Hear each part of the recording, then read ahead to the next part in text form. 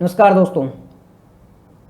Date है आज की 24 जून 2025 और स्वागत है आपका आज के करंट अफेयर डिस्कशन में। चलिए डिस्कशन स्टार्ट करते हैं। चलते हैं हमारे पहले आर्टिकल की ओर। पहला आर्टिकल है सेल्वा संकल्प के बारे में।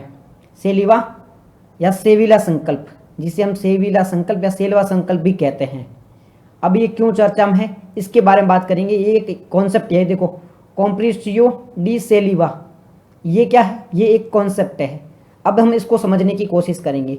न्यूज में क्यों है वो चर्चा हम बाद में करेंगे, पहले समझेंगे ये कॉम्प्रेसियो डी सेल्वा है क्या, सेल्वा संकल्प है क्या, इसमें क्या बात होती है, सारे ये पॉइंट है ना, इसको आसान भाषा में समझने की कोशिश करेंगे। सबसे पहले बात करते हैं, ये वर्ड है, इसका मतलब क्या है?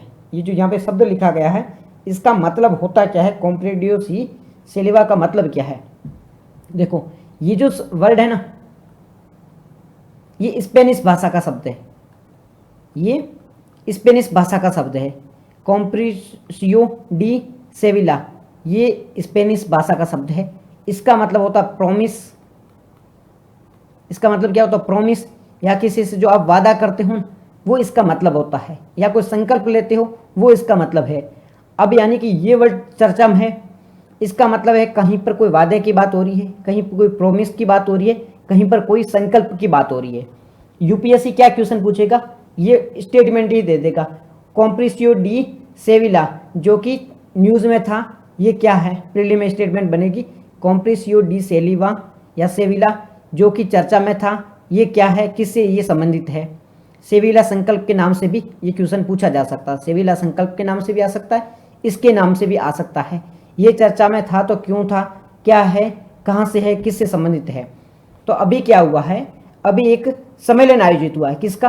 अंतर्राष्ट्रीय विकास वित्तपोषण सम्मेलन। किसका हुआ है? अंतर्राष्ट्रीय विकास वित्तपोषण सम्मेलन। इसका ये चौथा सम्मेलन था, इसकी ये चौथी मीटिंग थी। यह अभी आयोजित हुई है, इसकी वजह से सेविला संकल्प है वो चर्चा में है। सेविला संकल्प, जिसे कॉम्प्रेसियो डी सेविला भी कहा जाता है, ये चर्चा में क्यों है? बिकॉज अंतर्राष्ट्रीय विकास वित्तपोषण सम्मेलन, इसके बारे में अभी आगे जस्ट बात करने वाले हैं कि अंतर्राष्ट्रीय विकास वित्तपोषण सम्मेलन क्या है और ये चर्चा में क्यों है, इसके बारे में जस्ट अभी बात करने वाले हैं। अभी आप ये समझो कि अंतर्राष्ट्रीय विकास वित्तपोषण सम्मेलन है ना, इसकी चौथी मीटिंग अभी आयोजित हुई है। चौथा सम्मेलन जो अभी आयोजित हुआ है, इसकी वजह से ये चर्चा में है। ये पॉइंट क्लियर हो गया, चर्चा में क्यों है, ये पॉइंट क्लियर हो गया है। अब यहाँ पे ये देखो, international conference on financing for development, जिसे हम FFD4 के नाम से भी जानते हैं। किसके नाम से जानते हैं? FFD4। F का मतलब होता है फाइनेंसिंग फॉर डेवलपमेंट, FFD4 का मतलब होता है फाइनेंसिंग फॉर डेवलपमेंट। इसका ही मतलब होता है FFD4, financing for development. Financing for development की एक इंटरनेशनल कॉन्फ्रेंस हुई है। ये कौन सी कॉन्फ्रेंस है? तो ये चौथी कॉन्फ्रेंस है। इससे पहले 3 आयोजित हो चुकी थी, ये चौथी कॉन्फ्रेंस है। याद रखने की कोशिश करो, सिंपल भाषा में समझने की कोशिश करो। को फाइनेंसिंग फॉर डेवलपमेंट एक सम्मेलन है, उसकी ये चौथी मीटिंग आयोजित हुई है। यह एक इंटरनेशनल कॉन्फ्रेंस है, इसकी चौथी मीटिंग अभी आयोजित हुई है। इसका चौथा सम्मेलन है वो अभी आयोजित हुआ है। कहाँ पर हुआ है? स्पेन में एक जगह है सेविला। स्पेन में एक जगह है जिसका नाम है सेविला। इसी की वजह से ये जो नाम पड़ा है ना, कॉम्प्रेसियो डी सेविला, सेविला जगह है। कॉम्प्रेसियो डी का मतलब होता है संकल्प लेना, या फिर प्रॉमिस करना, या फिर वादा करना, या फिर कोई संधि करना। इसका मतलब होता है कॉम्प्रेसियो डी, और सेविला है वो जगह है। तो ये सेविला में हुआ है, इसलिए इसे कॉम्प्रेसियो डी सेविला कहा जाता है। कॉम्प्रेसियो डी सेविला किससे संबंधित है? यूपीएससी प्रीलिम में अगर ऐसी स्टेटमेंट बनाए, या स्टेट पीसीएस के भी एग्जाम में ऐसी स्टेटमेंट बनती है कि कॉम्प्रेसियो डी सेविला किससे संबंधित है, तो आपको ढूंढना है फाइनेंसिंग फॉर डेवलपमेंट कहीं पे लिखा है, उस शब्द को ढूंढना है। अगर इसके सामने फाइनेंसिंग फॉर डेवलपमेंट लिखा है, इसका मतलब वो स्टेटमेंट है वो करेक्ट है। यूपीएससी ने पूछ लिया कॉम्प्रेसियो डी सेविला निम्नलिखित में से किससे संबंधित है, और स्टेटमेंट में है फाइनेंसिंग फॉर डेवलपमेंट से संबंधित, और 2-3 और स्टेटमेंट है, तो आपको इस स्टेटमेंट को करेक्ट करना है। ठीक है, कॉम्प्रेसियो डी सेविला पूछे या फाइनेंसिंग फॉर डेवलपमेंट पूछे, एक दूसरे से रिलेटेड है, क्योंकि एक तो जगह है जहां पर दूसरा काम हुआ है। मान लो दिल्ली जगह है, वहाँ पर वर्ल्ड बैंक की मीटिंग हुई है, तो दिल्ली का वो समझौता हो गया, वहाँ पर G20 की मीटिंग मान लो, वर्ल्ड बैंक की मान लो। तो वैसे ही कॉम्प्रेसियो डी का मतलब होता है सम्मेलन का होना। सेविला एक जगह है, सेविला क्या है, सेविला एक जगह है जहाँ पर वो आयोजित हुआ है। क्या आयोजित हुआ है यहाँ पे फाइनेंसिंग फॉर डेवलपमेंट, FFD4 है, वो आयोजित हुआ है।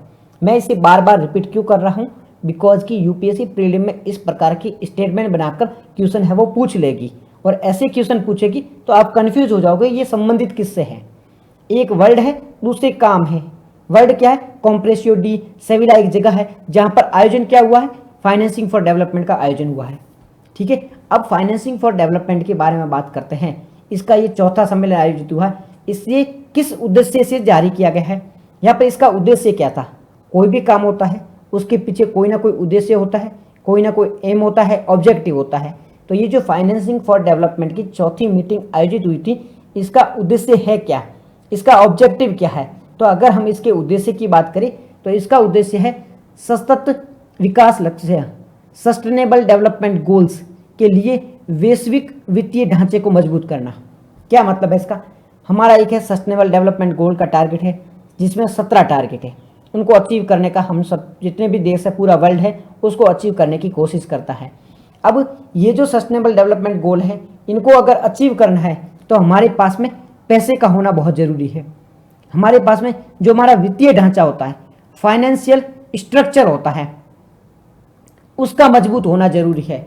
तो ये जो फाइनेंसिंग फॉर डेवलपमेंट का एक सम्मेलन आयोजित हुआ है, इसका लक्ष्य है कि सस्टेनेबल डेवलपमेंट गोल को अगर आपको अचीव करना है तो आपका वित्तीय ढांचा है वो मजबूत होना जरूरी है, और आपका वित्तीय ढांचा मजबूत होगा तभी ही आप सस्टेनेबल डेवलपमेंट गोल को अचीव कर पाओगे। सस्टेनेबल डेवलपमेंट गोल के आपके जो लक्ष्य है, जो आपके टारगेट है, उनको प्राप्त कर पाओगे, उनको अचीव कर पाओगे। तो international conference on financing for development किससे संबंधित है, इसका उद्देश्य क्या है, तो इसका उद्देश्य है वित्तीय ढांचे को मजबूत करना, फाइनेंशियल स्ट्रक्चर को मजबूत करना, पूरे विश्व के, जय माता दी, पूरे विश्व के फाइनेंशियल ढांचे को मजबूत करना। जय माता दी, आपको भी जय माता दी। ठीक है, इसका मतलब समझ गए, इसका उद्देश्य। अभी हमने स्टार्ट की क्लास है ना, ज़्यादा टाइम नहीं हुआ है। हम बात कर रहे हैं किसके बारे में, कॉम्प्रेसियो डी सेविला के बारे में बात कर रहे हैं। कॉम्प्रेसियो डी एक शब्द होता है जिसका मतलब होता है प्रॉमिस करना, वादा करना, संकल्प करना। सेविला एक जगह है, सेविला कहाँ पर है, सेविला है स्पेन में एक जगह है, वहाँ पर एक सम्मेलन आयोजित हुआ है। सम्मेलन कौन सा आयोजित हुआ है, फाइनेंसिंग फॉर डेवलपमेंट। जय हिंद सूर्य यादव जी, जय हिंद। फाइनेंसिंग फॉर डेवलपमेंट एक संकल्प है, वो वहाँ पर आयोजित हुआ है। इसमें किसके बारे में बात हो रही है, इसमें बात हो रही है सस्टेनेबल डेवलपमेंट गोल है, उसको अगर अचीव करना है तो पूरे वर्ल्ड का जो वित्तीय ढांचा है, जो फाइनेंशियल स्ट्रक्चर है, उसको मजबूत बनाना होगा। पूरे वर्ल्ड के पास में ज़्यादा से ज़्यादा पैसे होंगे तभी जाके इसे अचीव हम कर सकते हैं। ठीक है जी। अब इसमें कौन कौन है वो भागीदार बने थे, किस में इसने भाग लिया था, तो इसमें भाग लिया है सारे देशों ने। ठीक है, ग्लोबल लीडर जो ग्लोबल नेता होते उन्होंने भाग लिया, कई सारे इंस्टीट्यूट है, कई प्राइवेट कंपनी है, और कई सारे नागरिक समाज है। अच्छा, अब आर्मी से हो नहीं, कल नाइट वाली क्लास नहीं हुई है ना। तो ये कॉन्सेप्ट समझ में आ गया, इतनी बात समझ में आ गई है। अब इसमें क्या क्या याद रखना आपको है ना, फाइनेंसिंग फॉर डेवलपमेंट को याद रखना है, फाइनेंसिंग फॉर डेवलपमेंट FFD4 को याद रखना है। यूपीएससी के प्रीलिम में क्वेश्चन आएगा, ये आर्टिकल भी यूपीएससी के प्रीलिम में ज़्यादा काम आने वाला है। मेंस के इसमें क्या काम आ सकते हैं उसके बारे में अभी हम जस्ट बात करने वाले हैं। अभी ये प्रीलिम के बारे में देख लो, फाइनेंसिंग फॉर डेवलपमेंट। ठीक है, इसकी कौन सी मीटिंग आयोजित हुई थी, तो इसकी चौथी मीटिंग आयोजित हुई थी। कहाँ पर हुई है, सेविला है स्पेन में, वहाँ पर इसे आयोजित किया गया था। किसके बारे में बात हुई है, इसमें बात हुई है सस्टेनेबल डेवलपमेंट गोल है उसे अचीव करने के बारे में बात हुई है। इसके लिए वैश्विक ढांचे को, वैश्विक जो वित्तीय ढांचा होता है, फाइनेंशियल स्ट्रक्चर होता है, उसको मजबूत करने के बारे में बात की गई है। अब भागीदार कौन कौन था, तो पूरा वर्ल्ड इसमें भागीदार था, देश भागीदार थे, साथ ही साथ में नेता थे, साथ ही साथ में संस्थाएं थी, निजी इंस्टीट्यूट जो प्राइवेट इंस्टीट्यूट है वो भी शामिल थे, सब लोग इसमें शामिल थे।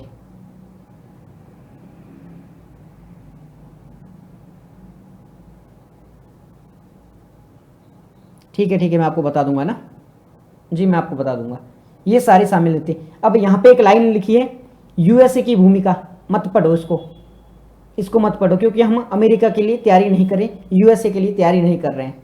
ओके, तो इसमें यूएसए की क्या भूमिका है, हमारे लिए काम की चीज़ नहीं है। अब आपके लिए काम की चीज़ नहीं है तो यहाँ पे लिखी लाइन क्यों है, क्योंकि कई करंट अफेयर की जो मैगजीन होती है, न्यूज़पेपर होते हैं, उनको चुल होती है कि भाई ये सारी चीज़ें लिखो।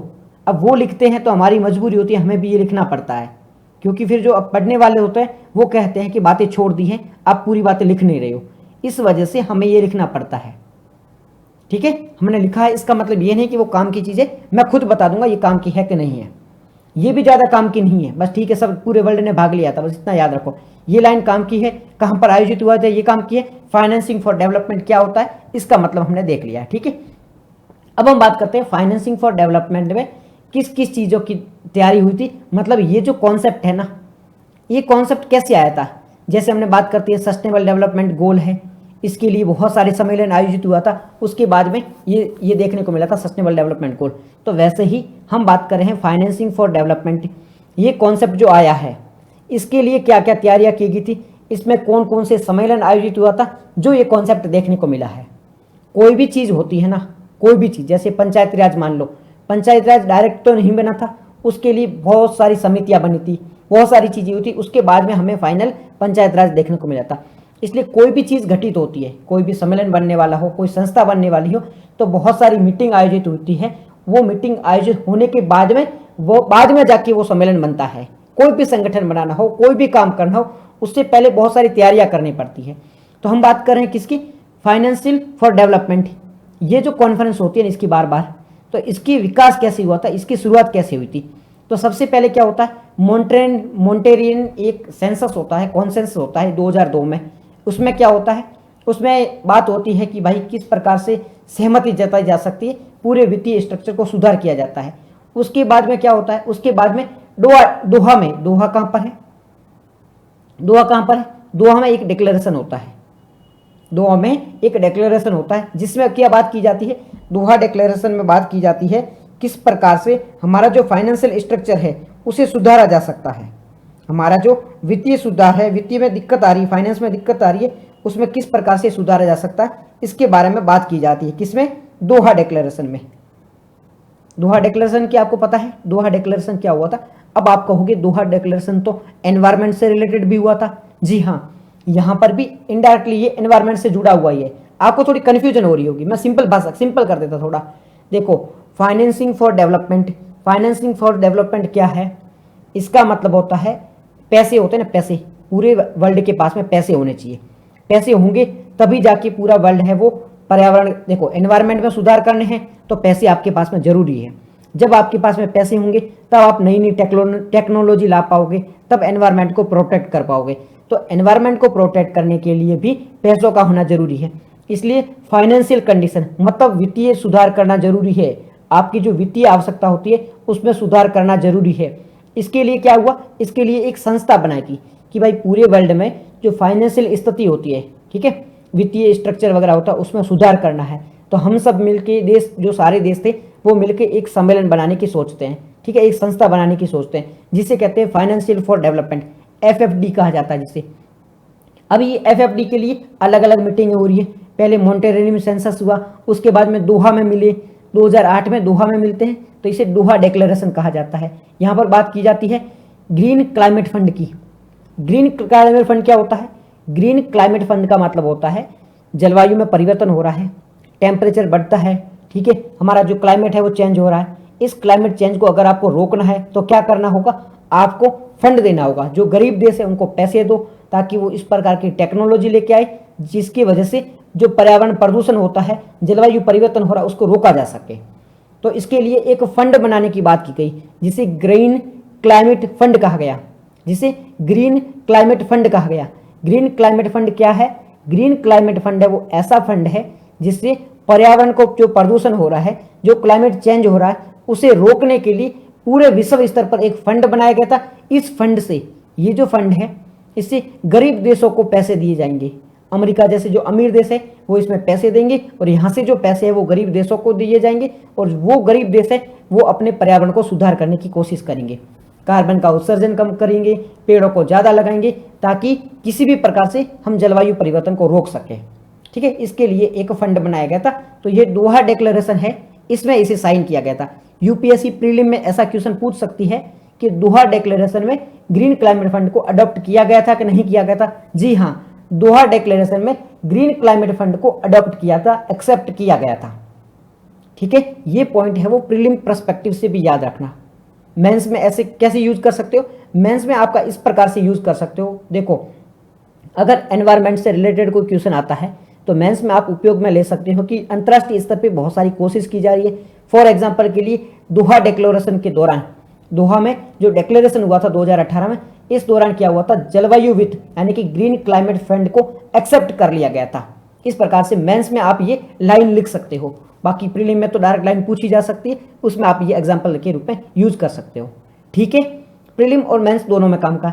नेक्स्ट है अदिस अबाबा एक्शन एजेंडा। अभी अदिस अबाबा एक्शन एजेंडा क्या था, इसमें क्या था कि पूरे जो इंटीग्रेटेड नेशनल की बात की गई थी। मतलब क्या बात हुई थी, यहाँ पे बात हुई थी इंटीग्रेटेड नेशनल फाइनेंसिंग फ्रेमवर्क।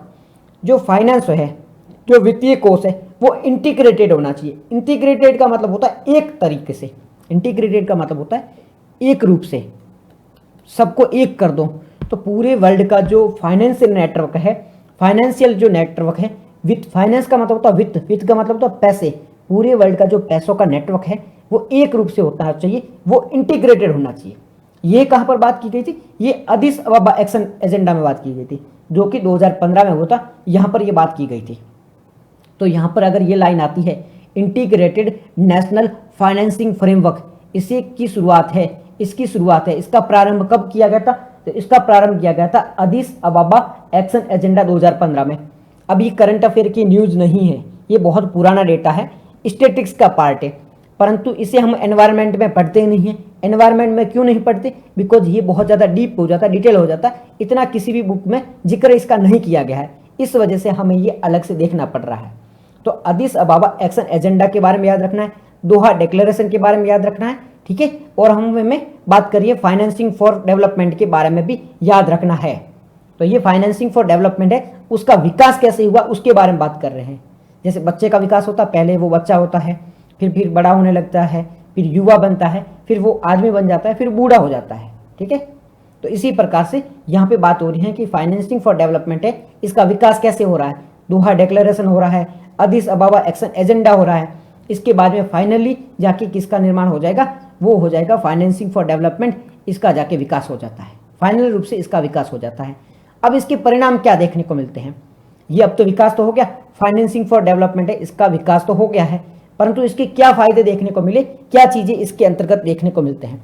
तो इसमें ग्लोबल फाइनेंसिंग फ्रेमवर्क के बारे में बात की जाती है।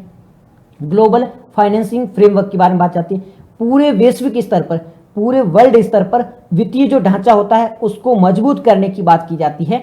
किसके अंतर्गत, वैश्विक, किसके अंतर्गत बात की जा रही है, FFD, फाइनेंसिंग फॉर डेवलपमेंट, जिसका चौथा सम्मेलन अभी आयोजित हो रहा है, उस दौरान बात की जा रही है वैश्विक ढांचे को मजबूत करने के लिए। अब यूपीएससी में प्रीलिम में ऐसा क्वेश्चन नहीं आएगा कि भाई जो फाइनेंसिंग फॉर डेवलपमेंट की चौथी मीटिंग हुई थी, चौथा सम्मेलन आयोजित हुआ था, क्या उस दौरान क्या क्या चीजें की गई थी, क्या उस दौरान ग्लोबल फाइनेंसिंग फ्रेमवर्क के बारे में बात की गई थी, इस प्रकार से क्वेश्चन नहीं आएगा। वहां पर स्टेटमेंट बनाकर क्वेश्चन आएगा।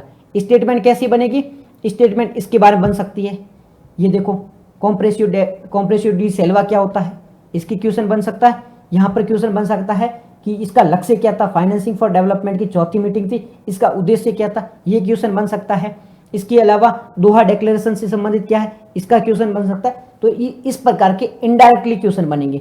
आप सोच रहे हो कि नहीं डायरेक्ट उठा के मेरे को लाइन बाय लाइन क्वेश्चन बनेगा, तो वैसा यूपीएससी प्रीलिम में क्वेश्चन नहीं बनने वाला है। प्रीलिम में क्वेश्चन बनेगा तो वो इनडायरेक्टली स्टेटमेंट बेस्ड क्वेश्चन बनने वाला है, मतलब 4 स्टेटमेंट होंगी ना, तो वहां पे एक स्टेटमेंट ही बनेगी, 3 स्टेटमेंट किसी और से संबंधित होगी। प्रतिमा जी वेरी गुड मॉर्निंग। 4 स्टेटमेंट किसी और से संबंधित होने वाले हैं, एक स्टेटमेंट ही इस क्वेश्चन, इस जो हम टॉपिक पढ़ रहे हैं इससे संबंधित होने वाली है। तो आप ऐसे पढ़ो, आप ये मत सोचो कि यूपीएससी इतना इजी क्वेश्चन बनाएगा, वो हमेशा स्टेटमेंट बेस ही क्वेश्चन बनाएगा, डायरेक्ट क्वेश्चन बनने की संभावना नहीं होती है यूपीएससी में। ठीक है जी, तो आपको इनडायरेक्टली लेके चलना है, भाई इसका वेट इतना है, ये जो हम टॉपिक पढ़ रहे हैं इसका भार इतना है, इसका वेटेज इतना है कि यूपीएससी में एक स्टेटमेंट यहाँ से बन सकती है। ठीक है।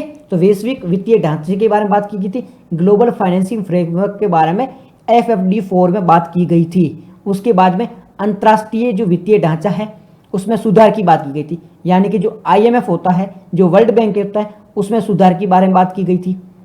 इसमें हम बात कर रहे हैं, ये चौथा सम्मेलन आयोजित हुआ है, इसमें किस किस चीज़ों के बारे में बात की जा रही है, वैश्विक वित्तीय ढांचे के बारे में बात की जा रही है, ग्लोबल लेवल पर जो फाइनेंसिंग फ्रेमवर्क होता है उसके बारे में बात की जा रही है, अंतर्राष्ट्रीय वित्तीय ढांचे में सुधार के बारे में। अंतर्राष्ट्रीय वित्तीय ढांचा क्या होता है? वर्ल्ड बैंक है जो पूरे वर्ल्ड को लोन देने का काम करती है, IMF है जो कि इस एक प्रकार का लोन ही देने के काम करती है। तो इनमें सुधार करने के बारे में बात करता है। कौन बात करता है? FFD4 जो सम्मेलन होता है वो कहता है कि वर्ल्ड बैंक में सुधार करो, IMF में सुधार करो। ऋण स्थिरता के बारे में बात करता है, डेप्ट सस्टेनेबिलिटी के बारे में बात करता है। क्या मतलब है इसका? इसका मतलब है कि आप किसी देश से जब ऋण लेते हो, कर्ज लेते हो, डेप्ट लेते हो, तो वो स्टेबल होना चाहिए। ऐसा नहीं कि भाई आप ले रहे हो वापस दे ही नहीं रहे हो, या लिए जा रहे हो पाकिस्तान की तरह भ्रष्ट हो चुके हो, खत्म हो चुके हो, ऐसा नहीं है। स्टेबल होना चाहिए। जितना आपने ऋण लिया है धीरे धीरे उसको पे करना स्टार्ट कर दो, पाकिस्तान की तरह खत्म मत हो जाओ। नेक्स्ट यहाँ पे बात की जाएगी कर सुधार के बारे में, टैक्स रिफॉर्म के बारे में बात की गई है। अब देखो टैक्स रिफॉर्म में इसने क्या कहा है? इसने कहा है OECD और G20 की base erosion and profit shifting के बारे में बात की है। अब ये बेस इरोजन और प्रॉफिट शिफ्टिंग क्या है? ये इकोनॉमी का एक वर्ड है। हम कह रहे हैं ना कि भाई हमारे कॉन्सेप्ट कैसे क्लियर होंगे और क्वेश्चन कहाँ से बनेगा? क्वेश्चन यहाँ से बनेगा। UPSC क्वेश्चन पूछ सकती है बेस इरोजन क्या होता है, प्रॉफिट शिफ्टिंग क्या होता है। अब बात करें बेस इरोजन और प्रॉफिट शिफ्टिंग की, मैं आपको एक तरीके से समझाता हूँ। ये कोई देश है, कौन सा है? इंडिया है। ये इंडिया है। ये कौन सा मान लो? ये मॉरिशस मान लो, मॉरिशस मान लो। अब भारत में है वो टैक्स ज़्यादा है, ठीक है। भारत में टैक्स ज़्यादा है, कोई भी कंपनी खोलेगी तो उसको टैक्स ज़्यादा देना पड़ेगा। अब ये कंपनी क्या करेगी? अब भारत में जो जियो की कंपनी थी, इसने अपनी एक कंपनी कहाँ खोली? मॉरिशस में खोली। एक कंपनी है वो मॉरिशस में खोल दी, यहाँ पे जियो ए के नाम से। जियो ए के नाम से भारत में जो जियो की कंपनी थी, मुकेश अंबानी ने अपनी एक कंपनी है वो मॉरिशस में खोल दी है। अभी मॉरिशस में खोल के क्या करता है? मेन कंपनी यहाँ पे रखेगी। मेन कंपनी का मॉरिशस में रखेगा क्योंकि मॉरिशस में टैक्स है वो जीरो है। इसकी सेकेंडरी कंपनी है, सब्सिडरी कंपनी है, वो कहाँ पर खोलेगा? भारत में खोलेगा। अब भारत वाले जब इस पर टैक्स लेने जाएंगे तो ये क्या करेगा? भाई हमारे पास में तो हमारे कंपनी वो भारत में तो है ही नहीं, तो भारत सरकार के द्वारा इनसे टैक्स नहीं लिया जाएगा। अब बात की जाएगी प्रॉफिट की, तो ये क्या बताएंगे? अब यहाँ पे ये क्या कर रहा है? जियो ए यहाँ पे खोल दिए, एक जियो बी नाम की कंपनी खोल दी, एक जियो सी नाम की कंपनी खोल दी। अब ये सामान जो रह रहा है ना, जियो ए में जो भी सामान चाहिए वो इन कंपनियों से ला रहा है, इन कंपनियों से ला रहा है। इससे क्या कर रहा है? इससे प्राइस बढ़ा रहा है। मैं आपको फिर से बता रहा हूँ, ये मेरे पास एक पेन है, ये मेरे को पेन बनाने में वैसे कॉस्ट आती है 10 रुपये की, परंतु मैं क्या कर रहा हूँ, मैं मेरी खुद की कंपनियां हैं, अलग अलग मेरे पास कंपनीज है, मैं उनसे चीज़ें खरीद रहा हूँ और वो प्राइस क्या बता रहा हूँ। वैसे ये पेन है 10 रुपये की बन जाती है, पर मैं कहता हूँ कि ये पेन है ना, मैंने पेन में इंक खरीदी है जो कि 10 रुपये की है, मैंने पेन के लिए वो पूरा बॉक्स खरीदा है वो भी 10 रुपये का है। क्यों? क्योंकि मैं मेरी ही कंपनी से खरीद रहा हूँ, ये है वो मेरी कंपनी से खरीद रहा हूँ। इसलिए क्या बोल रहा है कि ये इसका मार्जिन बहुत ज़्यादा है, मतलब कॉस्ट बहुत ज़्यादा आई। गवर्नमेंट जब किसी कंपनी से टैक्स मानने जाती है तो कंपनी क्या कहती है? हमारा खर्चा बहुत ज़्यादा आया। आजकल आप स्टार्टअप देखोगे, जितने भी स्टार्टअप देखोगे वो घाटे में चल रहे हैं। घाटे में क्यों चल रहे हैं? बिकॉज कि वो अपना खर्चा बहुत ज़्यादा दिखाते हैं। जो भी स्टार्टअप होते हैं वो अपना खर्चा बहुत ज़्यादा दिखाते हैं, इस वजह से वो स्टार्टअप है वो घाटे में चल रहे हैं। तो यहाँ पर यही बात की जा रही है, प्रॉफिट को शिफ्ट किया जा रहा है। प्रॉफिट को शिफ्ट कहाँ किया जा रहा है? अपनी ही कंपनी में शिफ्ट किया जा रहा है, खर्चे को बढ़ाकर दिखाया जा रहा है। एक तो देश है वो चेंज कर रहे हैं टैक्स की वजह से, आधार को पहले भारत से वो मॉरिशस चले गए तो बेस को चेंज कर दिया, फिर अपने जो खर्चा था खर्चे को भी ज़्यादा बता रहे हैं। तो यहाँ पर बात की जा रही है base erosion and profit shifting की, मतलब आपने अपने बेस को चेंज कर दिया और जो प्रॉफिट था उसको शिफ्ट कर दिया ताकि गवर्नमेंट को कम टैक्स मिले। तो ये जो G20 और OECD की बैठक हुई थी उसमें बात की गई थी, भाई आप है ना ये तरीका नहीं अपना पाओगे। अगर कोई भी कंपनी भारत की है, अगर वो USA में कंपनी खोल लेगा तो उसका टैक्स किसको मिलेगा? वो भारत को ही मिलेगा। जितना वो एक्सपोर्ट कर रही है, जितना वो चीज़ वहाँ पे बना रही है, कंपनी भारत की है तो टैक्स भी भारत को ही मिलेगा। ये बात की गई थी OECD और G20 की मीटिंग के दौरान। तो आप इस वर्ड को याद रखना, बेस इरोजन और प्रॉफिट शिफ्टिंग क्या होता है इसको आप जरूर याद रखना, ठीक है। इकोनॉमी में हम और इसे डिटेल में पढ़ेंगे, जब भी इकोनॉमी पढ़ेंगे इसे और डिटेल में भी पढ़ेंगे। अभी तो ऑनलाइन आई थी इस वजह से हमने बात की थी, ठीक है जी। तो हम बात कर रहे थे FFD4 है, उसमें क्या क्या आउटकम देखने को मिली थी, मतलब ये जो सम्मेलन हुआ था उसमें क्या क्या बातें देखने को मिली थी। तो पहली ग्लोबल फाइनेंसिंग फ्रेमवर्क यानी कि वैश्विक वित्तीय ढांचा, ये लाइनों को याद रखा करो, आपको मेंस में जब लिखना होगा तो आप है ना शुद्ध भाषा नहीं लिख पाओगे, तो ऐसे वर्ड को याद रखो। वैश्विक वित्तीय ढांचे को मजबूत करना है, अंतर्राष्ट्रीय वित्तीय ढांचे में सुधार करना है। हिंदी मीडियम वाले इन लाइन को याद रखो, इंग्लिश वाले ग्लोबल फाइनेंसिंग फ्रेमवर्क के बारे में करना है आपको। अंतर्राष्ट्रीय इंटरनेशनली फाइनेंशियल जो स्ट्रक्चर है उसमें रिफॉर्म के बारे में बात करनी है। ऋण स्थिरता, डेप्ट सस्टेनेबिलिटी के बारे में बात करनी है। टैक्स सुधार यानी कि कर रिफॉर्म के बारे में बात करनी है। ये जो हिंदी में शब्द लिखे हैं, इंग्लिश में शब्द लिखे हैं, इनको याद रखो और मेंस में जब लिखो इसी प्रकार के शुद्ध भाषा के शब्द लिखो। हम जब लिखने बैठते हैं ना तो ऐसे चाय के ठेले पर बात कर रहे होते हैं, इस प्रकार के शब्दों का प्रयोग कर लेते हैं, ठीक है। अंतर्राष्ट्रीय वित्तीय सुधार की जगह हम कुछ भी सुधार कर लेते हैं कि पैसों में सुधार करना है, नहीं, आपको शुद्ध शब्दों का भी प्रयोग सीखना होगा। ज़्यादा शुद्ध नहीं पर कुछ तो एटलीस्ट कुछ तो अपने थोड़ी प्रोफेशनल लैंग्वेज भी यूज करनी है मेंस में, ठीक है, ताकि हमें ये नहीं लगेगा हम चाय के ठेले पर बैठे हैं, रद्दी पे बैठ के बात नहीं करनी है। तो ये हमारा आर्टिकल था किससे रिलेटेड, फाइनेंशियल फ्रेमवर्क डेवलपमेंट के बारे में, फाइनेंसिंग फॉर डेवलपमेंट के बारे में पूरा आर्टिकल था, जिसके बारे में हमने डिटेल में चर्चा की है। प्रीलिम और मेंस के पर्सपेक्टिव से काफ़ी काम का आर्टिकल था, जिसके जो प्रीलिम में भी क्वेश्चन बन सकता है और मेंस में भी यहाँ से उठा के आप कुछ लिख भी सकते हो, ठीक है जी। चलते हैं नेक्स्ट आर्टिकल की ओर। नेक्स्ट आर्टिकल है QS विश्वविद्यालय रैंकिंग के बारे में। ये आर्टिकल प्रीलिम में 2-3 पॉइंट इससे काम के हैं वो देखेंगे, मेंस में भी 2-3 पॉइंट काम के हैं वो देखेंगे। डायरेक्ट इससे क्वेश्चन नहीं आएगा। क्वेश्चन कैसे आ सकता है मेंस में, भारत की जो एजुकेशन सिस्टम है उस पर क्वेश्चन आ सकता है। भारत का जो एजुकेशन सिस्टम है, शिक्षा का जो सिस्टम है, ठीक है, वो वर्ल्ड स्तर पर कहाँ एग्जिस्ट करता है, वर्ल्ड स्तर पर क्यों नहीं आ पा रहा है, ग्लोबल लेवल में पीछे क्यों जा पा रहा है, ऐसा क्वेश्चन आ सकता है। तो जब ऐसा क्वेश्चन पूछे जाए तो आप जो ये रिपोर्ट है इसको कोट कर सकते हो वहाँ पे, इस रिपोर्ट को लिख के, इस रिपोर्ट को कोट करके इसमें जो जो बातें बताई गई है उसको वहाँ पे लिखोगे तो आपका जो उत्तर है, जो आपका आंसर है वो और अच्छा बन जाएगा। तो यहाँ पे रिपोर्ट क्या है, QS यानी कि विश्वविद्यालय रैंकिंग, वर्ल्ड यूनिवर्सिटी रैंकिंग 2026 के बारे में बात की जा रही है। अब यहाँ पे क्या क्या इसके रिपोर्ट में बिंदु आए थे, कोई भी रिपोर्ट रिलीज होती है तो वो कुछ बातों पर, कुछ चीज़ों पर बात करती है, तो यहाँ पर भी इसने भी कुछ पॉइंट पे जिक्र किया है। अब क्या क्या पॉइंट पर इन्होंने बात की है, सबसे पहला इनका पॉइंट है कि QS रैंकिंग में लंदन, ये देखो QS ये जारी कौन करता है, सबसे पहले QS यानी कि विश्वविद्यालय ranking, world university ranking, global university ranking, इसे जारी कौन करता है। पहला पॉइंट आप याद रखना, ग्लोबल यूनिवर्सिटी रैंकिंग किसके द्वारा जारी की जाती है, विश्वविद्यालय रैंकिंग किसके द्वारा जारी की जाती है, कौन जारी करता है, एक संस्था जिसका नाम है क्वार्ली सिमडम्स, इसका नाम है, क्या नाम है, क्वार्ली सिमडम्स, जिसे आप कह सकते हो QS भी कह सकते हो, QS द्वारा इसे जारी किया जाता है। लंदन में स्थित है, ये लंदन में स्थित एक संस्था है जिसका नाम है क्वार्ली सिमडम्स, जिसके द्वारा जारी की जाती है, क्या जारी की जाती है, विश्वविद्यालय रैंकिंग, ग्लोबल यूनिवर्सिटी रैंकिंग, कौन जारी करता है, QS कहाँ पर स्थित है, लंदन में स्थित है, इसके द्वारा ये जारी की जाती है। इस रिपोर्ट के अकॉर्डिंग भारत के जो 54 यूनिवर्सिटी थे, 54 यूनिवर्सिटी है, उससे शामिल किया गया है। यानी कि ये जो रैंकिंग है ना, QS रैंकिंग यानी कि ग्लोबल यूनिवर्सिटी रैंकिंग है, इसमें भारत के 54 यूनिवर्सिटी को शामिल किया गया है। फिर भी आसान भाषा में समझाता हूँ, एक बार फिर से आपको आसान भाषा में समझा देता हूँ।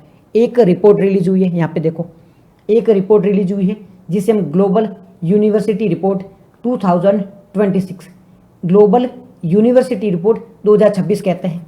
एक रिपोर्ट रिलीज हुई है जिसे विश्वविद्यालय रिपोर्ट 2026 कहते हैं, ठीक है। इस रिपोर्ट को किसने रिलीज किया है, रिलीज किया गया है QS के द्वारा। QS एक लंदन बेस्ड संस्था है, उसके द्वारा इसे रिलीज किया गया है। दूसरा पॉइंट क्लियर हो गया। इसमें किस किस चीज़ों के बारे में बात की गई है, तो इसमें पहला पॉइंट बात करता है कि भारत के टोटल 54 यूनिवर्सिटी है, उसको शामिल किया गया है QS रिपोर्ट के अंतर्गत। ये QS के द्वारा जो रिपोर्ट रिलीज की गई है, इसमें भारत के 54 यूनिवर्सिटी को शामिल किया गया है। भारत में टोटल कितनी यूनिवर्सिटी है, बहुत सारी यूनिवर्सिटी है, उसमें से 54 यूनिवर्सिटी को इस रिपोर्ट के अंतर्गत शामिल किया गया है। भारत है वो चौथे नंबर पे आता है। टर्म में। भारत चौथे नंबर पर किस टर्म में आ रहा है, मतलब कोई ना कोई आप बात कर रहे हो, भारत चौथे नंबर पे आ रहा है तो किस कारण आ रहा है? क्या जीडीपी में मामले में आ रहा है? क्या हम बात कर रहे हैं? जी जी, भारत है वो चौथे नंबर पे आ रहा है, तो किस शब्दों में आ रहा है, किस टर्म्स में आ रहा है?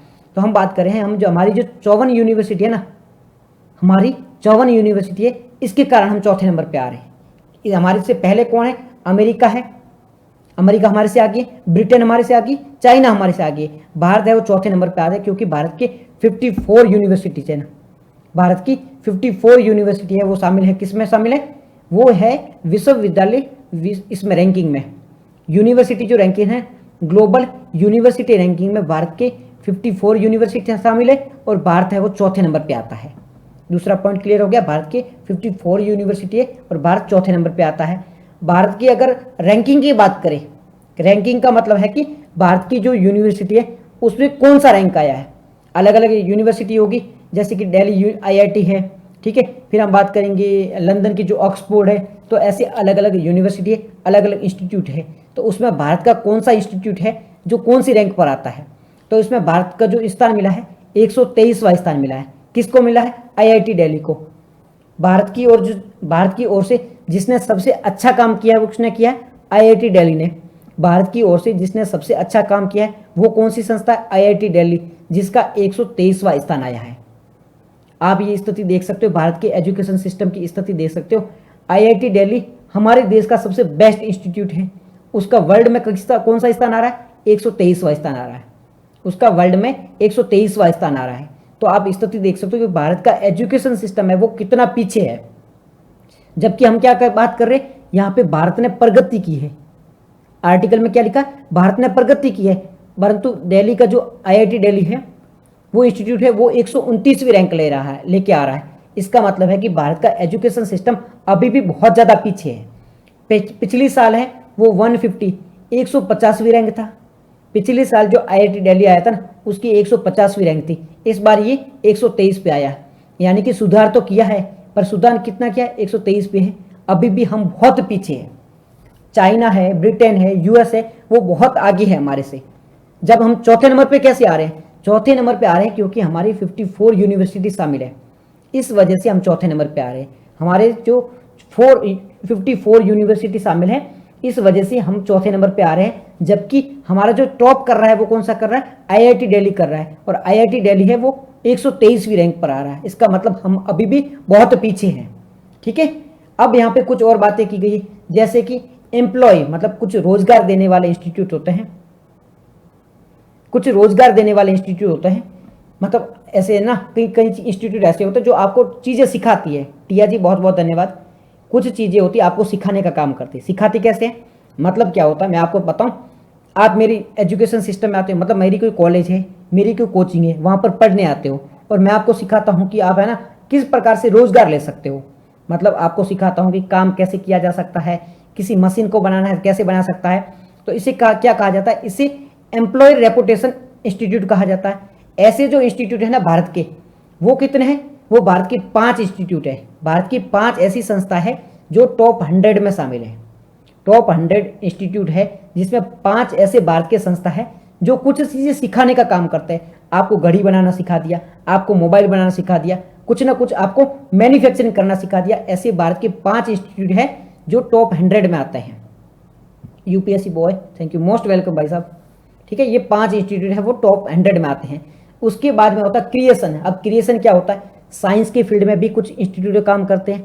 कुछ संस्थाएं होती हैं जो कि साइंस के फील्ड में यानी कि रिसर्च के फील्ड में काम करती है, डेवलपमेंट के फील्ड में काम करती है, कुछ ना कुछ खोजने का काम करती है। तो भारत की 8 ऐसी यूनिवर्सिटी है वो टॉप 100 में आती है, जो क्या कर रही है? कुछ ना कुछ चीज़ें सिखाने का काम कर रही है। पहली है, हमने रोजगार के बारे में बात की थी, रोजगार में भारत की 5 आ रही है। और साइंस की फील्ड की बात करें तो भारत के 8 ऐसे इंस्टीट्यूट हैं जो कि साइंस के फील्ड में बहुत अच्छा काम कर रहे हैं। अब इन सब चीज़ों को देख के आप खुश मत हो जाना कि भारत बहुत अच्छा काम कर रहा है, नहीं कर रहा भारत ऐसा अच्छा काम, अभी भी बहुत पीछे हम।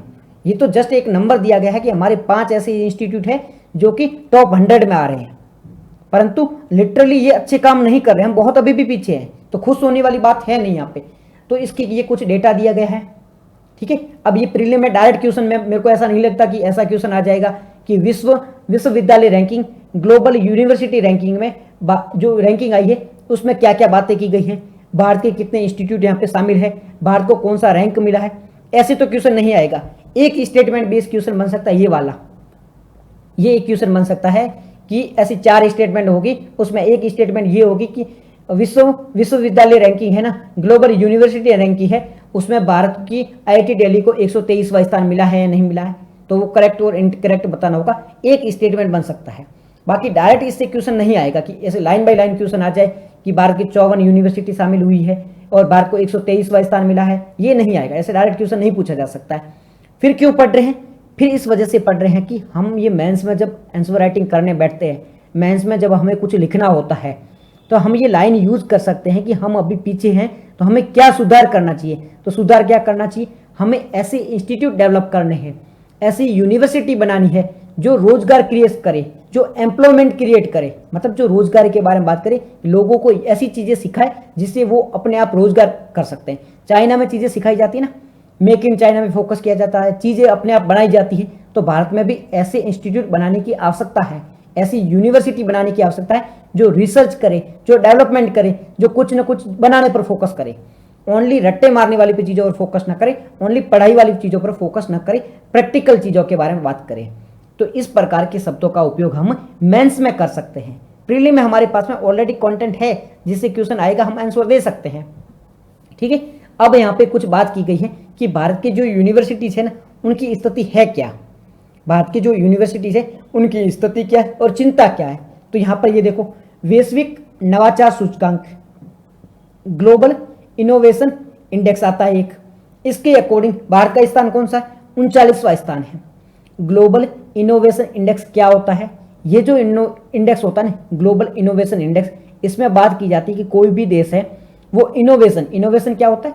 इनोवेशन का मतलब होता है नवीनता, नई नई खोज करना, आर्टिफिशियल इंटेलिजेंस में खोज करना, नए नए हथियार बनाना, हर चीज में कुछ ना कुछ नई बेटर करना, मतलब जो भी चीज है उसमें बेटर करने की कोशिश करना, नई चीजें लेके आना। जैसे आप पढ़ रहे हो, पढ़ाई में भी आप नई नई चीजें लेके आ रहे हो।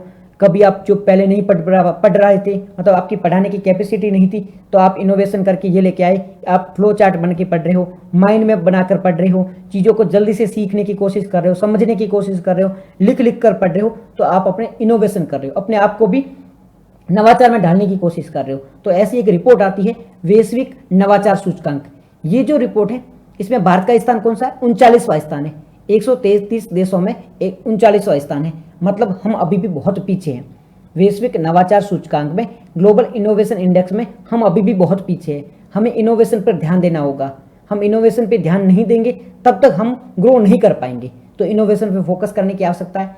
फिर यहाँ पर एक और पॉइंट रेज किया जाता है कि रिसर्च एंड डेवलपमेंट में जीडीपी का 0.64% ही खर्च किया जाता है 2021 के अकॉर्डिंग। तो अब इस पॉइंट का उपयोग आप मेंस में लिख सकते हो जब हमें रिसर्च एंड डेवलपमेंट के बारे में बात करनी होगी, या फिर जब साइंस के फील्ड में भारत क्या कोशिश कर रहा है इसके बारे में बात करनी हो, तब हम लिख सकते हैं कि भारत है वो रिसर्च एंड डेवलपमेंट पर अभी भी बहुत कम पैसे खर्च कर रहा है। कितने कर रहा है? तो आप लाइन लिख सकते हो कि भारत की जीडीपी का 1% से भी कम हिस्सा है वो रिसर्च एंड डेवलपमेंट पर खर्च किया जाता है। जब ये लाइन आप लिखोगे तब आपको एग्जैक्ट डेटा दे दोगे, तब आपका क्वेश्चन है वो बहुत अच्छा माना जाएगा, आपका जो आंसर है वो बहुत अच्छा माना जाएगा। तो आपको 0.64% ये डेटा अगर याद नहीं रहता है तो भी कोई दिक्कत नहीं है। आप ये भी लिख सकते हो भारत रिसर्च एंड डेवलपमेंट पर 1% से भी कम पैसे वो खर्च करता है। अपनी जीडीपी का 1% से भी कम हिस्सा है वो रिसर्च एंड डेवलपमेंट पर खर्च किया जाता है, जो कि ग्लोबल एवरेज, जो वैश्विक एवरेज है उसकी तुलना में ये बहुत कम है। अमेरिका, चाइना जैसे देश इससे 1000 गुना ज्यादा पैसे खर्च करते हैं। इस वजह से भारत को रिसर्च एंड डेवलपमेंट पर ज्यादा फोकस करने की आवश्यकता है, ज्यादा पैसे खर्च करने की आवश्यकता है। अगर ये कर देता है तो भारत आने वाले समय में ग्लोबल पावर बन सकता है, सुपर पावर बन सकता है। इस प्रकार के शब्दों का उपयोग है वो आप मेंस में कर सकते हो। फिर यहाँ पे बात की जाती है निजी क्षेत्र की भागीदारी, यानी कि जो प्राइवेट सेक्टर होता है, प्राइवेट जो कंपनियां होती है उसकी भागीदारी कितनी है। तो यहाँ पर बात की जाती है केवल 36% भागीदारी है। प्राइवेट सेक्टर की भागीदारी बहुत कम है। अब प्राइवेट सेक्टर की यानी कि जो निजी सेक्टर होता है उसकी भागीदारी से क्या फर्क पड़ता है? अगर निजी सेक्टर की भागीदारी ज्यादा होगी तो रोजगार है वो ज़्यादा जनरेट होंगे, एम्प्लॉयमेंट ज़्यादा जनरेट होगा, क्योंकि सरकारी नौकरियां इतनी नहीं है। सरकार सारे लोगों को नौकरियां नहीं दे सकता है। सरकार अगर सारे लोगों को नौकरियां नहीं देगी तो नौकरियां कौन देगा? निजी क्षेत्र यानी कि प्राइवेट सेक्टर से नौकरियां मिलेगी। परंतु यहाँ पर प्राइवेट सेक्टर की भागीदारी बहुत कम है। बहुत कम ऐसी कंपनियां हैं जो रिसर्च एंड डेवलपमेंट पर फोकस करती है, बहुत कम कंपनियां भारत की। तो इससे भी भागीदारी बढ़ाने की आवश्यकता है। फिर यहाँ पे है इंडस्ट्री एकेडमिया कॉन्वरेज। ये क्या मतलब होता है? ये इसका मतलब होता है कि इंडस्ट्री जो ले होती है, मतलब कोई भी उद्योग होता है, कोई भी इंडस्ट्री होता है, उसमें किस चीज़ की आवश्यकता होती है? इंसान है वो काम करने जाएंगे। आप इंडस्ट्री में काम करने जाओगे, कंपनी में काम करने जाओगे, मैं काम करने जा रहा हूँ। मैं जब काम करने कंपनी में जा रहा हूँ, कंपनी वाले बोल रहे हैं कि ये हमारी ये मशीन है, मान लो ये हमारी मशीन है, ये तेरे को चलानी आनी चाहिए। बट मैं पढ़ाई करके जा रहा हूँ, मतलब बीटेक करके जा रहा हूँ, या कोई और डिग्री करके जा रहा हूँ, या डिप्लोमा करके जा रहा हूँ, बट ये मेरे को मशीन चलानी आ ही नहीं रही है, क्योंकि मैंने वहाँ जाके क्या पढ़ा है? मैंने जाके थीटा पढ़ा है, मैंने वहाँ जाके थ्योरी पढ़ी है, मेरे को प्रैक्टिकल नॉलेज तो है ही नहीं। तो हमारी जो यूनिवर्सिटी जो होती है ना, जहाँ पर हमें पढ़ाया जाता है, वो हमें रटाया जाता है, सारी चीज़ों को समझाया जाता है, प्रैक्टिकल नहीं करवाया जाता है। वहाँ पर रटाया जाता है, प्रैक्टिकल चीज़ें नहीं होती, सारी चीज़ें थ्योरी होती है। तो जब मैं रोजगार लेने के लिए कंपनी के पास में जाता हूँ, तो कंपनी क्या कहती है? भाई साहब, तू पढ़ के तो आया है, तूने बीटेक कर रखी है, आईआईटी कर रखी है, बट तेरे को कोई नॉलेज नहीं है। तो दिक्कत यही है कि हमारे पास में डिग्री तो है, बट रियल जो प्रैक्टिकल नॉलेज की आवश्यकता होती है वो नहीं है। इंडस्ट्री के जो नॉर्म है, जो उद्योग है, जो इंडस्ट्रीज है, जो कंपनी है, उनकी आवश्यकता के अकॉर्डिंग हमारे पास में नॉलेज नहीं है। कंपनी वाले चाहते हैं कि जो भी हमारे पास में पढ़ा लिखा आए, उसको सारी चीज़ों के बारे में पता होना चाहिए, उसे मशीन आनी चाहिए चलानी, उसे मोबाइल बनाने आना चाहिए, उसे जो भी टेक्नोलॉजी की आवश्यकता है उस चीज़ का ध्यान होना चाहिए। बट हमें वो रियल में चीज़ें नहीं आती है, हमें केवल वो किताबी नॉलेज ही होता है। तो उद्योग बार बार शिकायतें करता है कि भारत के जो लोग हैं उनके पास में हमारी जो ज़रूरत है उसके अकॉर्डिंग पढ़ाई नहीं है। इस वजह से हम उनको ट्रेनिंग नहीं, उनको हमारे यहाँ पे रोज़गार नहीं दे पाते हैं। हम किसी को रोज़गार देना है तो पहले उसको लेके आओ, फिर हम ट्रेनिंग देते हैं, उसके बाद में रोज़गार देते हैं। तो ट्रेनिंग भी हम दे, रोज़गार भी हम दे, ये सारी चीज़ें हम क्यों करें? इसलिए गवर्नमेंट को फोकस करना चाहिए। जो भी हमारी एकेडमिक है उसमें कोशिश करनी चाहिए, जैसी इंडस्ट्री की डिमांड है, जैसी उद्योगों की डिमांड है, जैसे अभी एआई की डिमांड है, आर्टिफिशियल इंटेलिजेंस को सीखने की आवश्यकता है, तो अभी उन चीज़ों को सिखाओ बच्चों को, यूनिवर्सिटी में इस चीज़ों को सिखाओ। अगर ये सारी चीज़ें आ रही होगी तो आप जाके इंडस्ट्री में अच्छा काम कर पाओगे और अपनी डिमांड के अकॉर्डिंग जितने पैसे हैं इतने आपको मिलेंगे और वैसा काम आप कर पाओगे। ठीक है, तो इसके बारे में भी आप मेंस में लिख सकते हो कि इंडस्ट्री के जो नॉर्म्स हैं उसके अकॉर्डिंग हमारी एकेडमिक एजुकेशन देखने को नहीं मिलती है। फिर यहाँ पे एक वर्ड आता है ब्रेन ड्रेन। ये ब्रेन ड्रेन का मतलब क्या होता है? ब्रेन ड्रेन का मतलब होता है दिमाग का किसी और जगह चले जाना। जैसे पानी बह के कहीं और चला जाता है, वैसे ही ब्रेन होता है वो बह के कहीं और चला जाता है। मान लो आप है ना बहुत इंटेलिजेंट हो, आप बहुत इंटेलिजेंट हो, बहुत नॉलेज है आपको, आपने आईआईटी वगैरह कर रखा है, साइंस के फील्ड में बहुत अच्छा काम कर सकते हो, परंतु आपको अमेरिका से कॉल आता है कि भाई जी मेरी बात सुनो, भारत में आपको 1 लाख रुपए मिलेंगे, झंझट मारिए बहुत ज़्यादा है, तू अमेरिका में आ जा, अमेरिका में हम आपको अच्छा रोजगार देंगे, पैसे देंगे, तो तू अमेरिका मार्ग पे काम कर। अब आप बहुत इंटेलिजेंट थे, आप भारत में काम कर सकते थे, देश के लिए अच्छा कर सकते थे, परंतु आप अमेरिका में चले गए। क्यों? क्योंकि अमेरिका आपको अच्छे पैसे दे रहे हैं, अच्छी सुविधा दे रही है, इस वजह से आपका जो टैलेंट है वो कहाँ चला गया? अमेरिका चला गया। तो ब्रेन ड्रेन का मतलब होता है भारत के जो इंटेलिजेंट लोग या किसी देश के इंटेलिजेंट लोग हैं वो दूसरे देशों में चले जाते हैं। गरीब देशों के इंटेलिजेंट देश से इंटेलिजेंट लोग हैं वो विकसित देशों में चले जाते हैं, पैसे वाले देशों में चले जाते हैं। इसकी वजह से उनका पूरा टैलेंट है वो अमीर देशों के पास चला जाता है, तो इसका फायदा भी अमीर देशों को मिलता है, गरीब देशों को इसका फायदा नहीं मिलता है। भारत के कितने सारे लोग हैं वो अमेरिका में जाके काम कर रहे हैं, आईआईटी में कर रहे हैं, नासा में काम कर रहे हैं, वहाँ जाके बड़ी बड़ी कंपनी गूगल में, अमेजोन में जाके काम कर रहे हैं, उनको बेनिफिट दे रहे हैं। वो टैलेंटेड लोग अगर भारत में रहते तो ये ब्रेन ड्रेन है वो नहीं देखने को मिलता। मुकेश अंबानी जी बार बार कहते हैं ना भारत में जो ब्रेन ड्रेन है वो रुकना चाहिए। ठीक है, तो ये देखने को मिलता है। तो यहाँ पे कुछ चैलेंजेस के बारे में जिक्र किया गया था, ये मेंस में आप ये लिख सकते हो। प्रीलिम में इससे क्वेश्चन नहीं आएगा, मेंस में आप लिख सकते हो। अब ये तो मोस्ट इंपॉर्टेंट चीज है ही, सरकार ने क्या कोशिश की है। प्रॉब्लम हमने देख ली है, आम आदमी भी अमेरिका जा सकता है बट उसको वीजा वगैरह की दिक्कतें रहती है, अमेरिका इतना आसानी से वीजा देता नहीं है। बट वो इंटेलिजेंट लोग होते हैं उनको अमेरिका खुद बुलाता है, उनको आसानी से वीजा मिल सकता है। ठीक है, आम आदमी जाता है, वीजे की दिक्कत रहती है, बस करेगा भी क्या वहाँ जाके, वही मजदूरी करेगा तो मतलब नहीं रहेगा ना। अब इंटेलिजेंट लोग जाएगा तो वो दिक्कत कर जाएगा, क्योंकि वो लोग भारत में रह के अच्छा काम कर सकते थे, पर इंटेलिजेंट लोग अमेरिका में चले गए तो बेनिफिट उनको अमेरिका का होगा, भारत पीछे ही रह जाएगा। ये ब्रेन ड्रेन है, वो नुकसान कर जाता है। बट कोशिश तो आम आदमी भी करता है, अमेरिका जाओ, वहाँ पे जाके काम करो। ठीक है, अब हमारी जो गवर्नमेंट है इसने क्या कोशिशें की है, इन सारी चीज़ों का हमने जो जो प्रॉब्लम देखी है उसमें सुधार करने के लिए हमारी गवर्नमेंट ने क्या कोशिशें की है, ये पॉइंट मेंस के पर्सपेक्टिव से सारी चीज़ याद रखना बहुत अच्छे पॉइंट है यहाँ पे। पहला यहाँ पर राष्ट्रीय विज्ञान प्रौद्योगिकी और नवाचार नीति, इस ये जो लाइन है ना इसको डायरेक्टली रट लो। राष्ट्रीय विज्ञान प्रौद्योगिकी और नवाचार नीति, जब भी आपको साइंस के फील्ड में गवर्नमेंट ने क्या प्रयास किए हैं, इनोवेशन को बढ़ाने के लिए गवर्नमेंट ने क्या प्रयास किए, ये जो लाइन है उसको एग्जैक्ट लिख सकते हो। राष्ट्रीय विज्ञान प्रौद्योगिकी और नवाचार नीति, national science technology and innovation policy 2020 2020 की एक नीति है जो राष्ट्रीय विज्ञान प्रौद्योगिकी और नवाचार नीति है, इसको रट लो। ये लाइन आप एग्जैक्टली यूज कर लेना। ठीक है, इस लाइन को रट लो। इसमें बात की जाती है, ये जो राष्ट्रीय विज्ञान प्रौद्योगिकी नवाचार नीति है ना, STIP, इसमें बात की जाती है कि हर 5 साल में रिसर्च एंड डेवलपमेंट पे जो खर्चा किया जाता है उसे बढ़ाया जाएगा। R&D पर, रिसर्च एंड डेवलपमेंट पर जो खर्चा किया जाता है हर 5 साल में इसको रिव्यू किया जाएगा और पैसों को बढ़ाया जाएगा। यानी कि रिसर्च एंड डेवलपमेंट पे जो खर्च किया जाता है उसको हर 5 साल में बढ़ाया जाएगा। ठीक है, एक फुल टाइम रिसर्चर का काम कर सकते हो और प्राइवेट सेक्टर के इन्वेस्टमेंट को बढ़ाने की कोशिश की जाएगी। तो राष्ट्रीय विज्ञान प्रौद्योगिकी नवाचार नीति 2020 है, इसमें रिसर्च एंड डेवलपमेंट को बढ़ाने की बात की गई है, रिसर्चर को बढ़ाने की बात की गई है, प्राइवेट सेक्टर के इन्वेस्टमेंट को बढ़ाने की कोशिश की गई है। पहला पॉइंट याद रहेगा गवर्नमेंट के प्रयासों का। दूसरा है राष्ट्रीय अनुसंधान फाउंडेशन।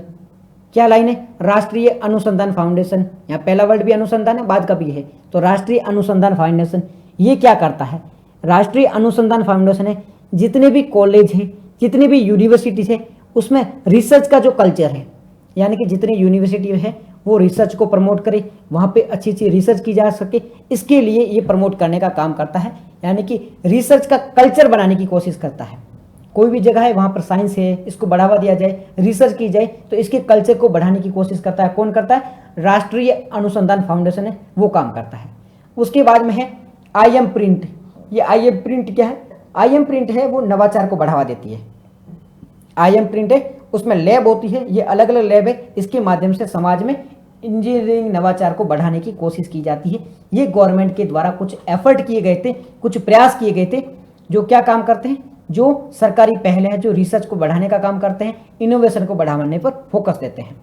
तो ये पॉइंट याद रहेगा, ये पूरा आर्टिकल याद रहेगा, इसमें कोई दिक्कत नहीं है।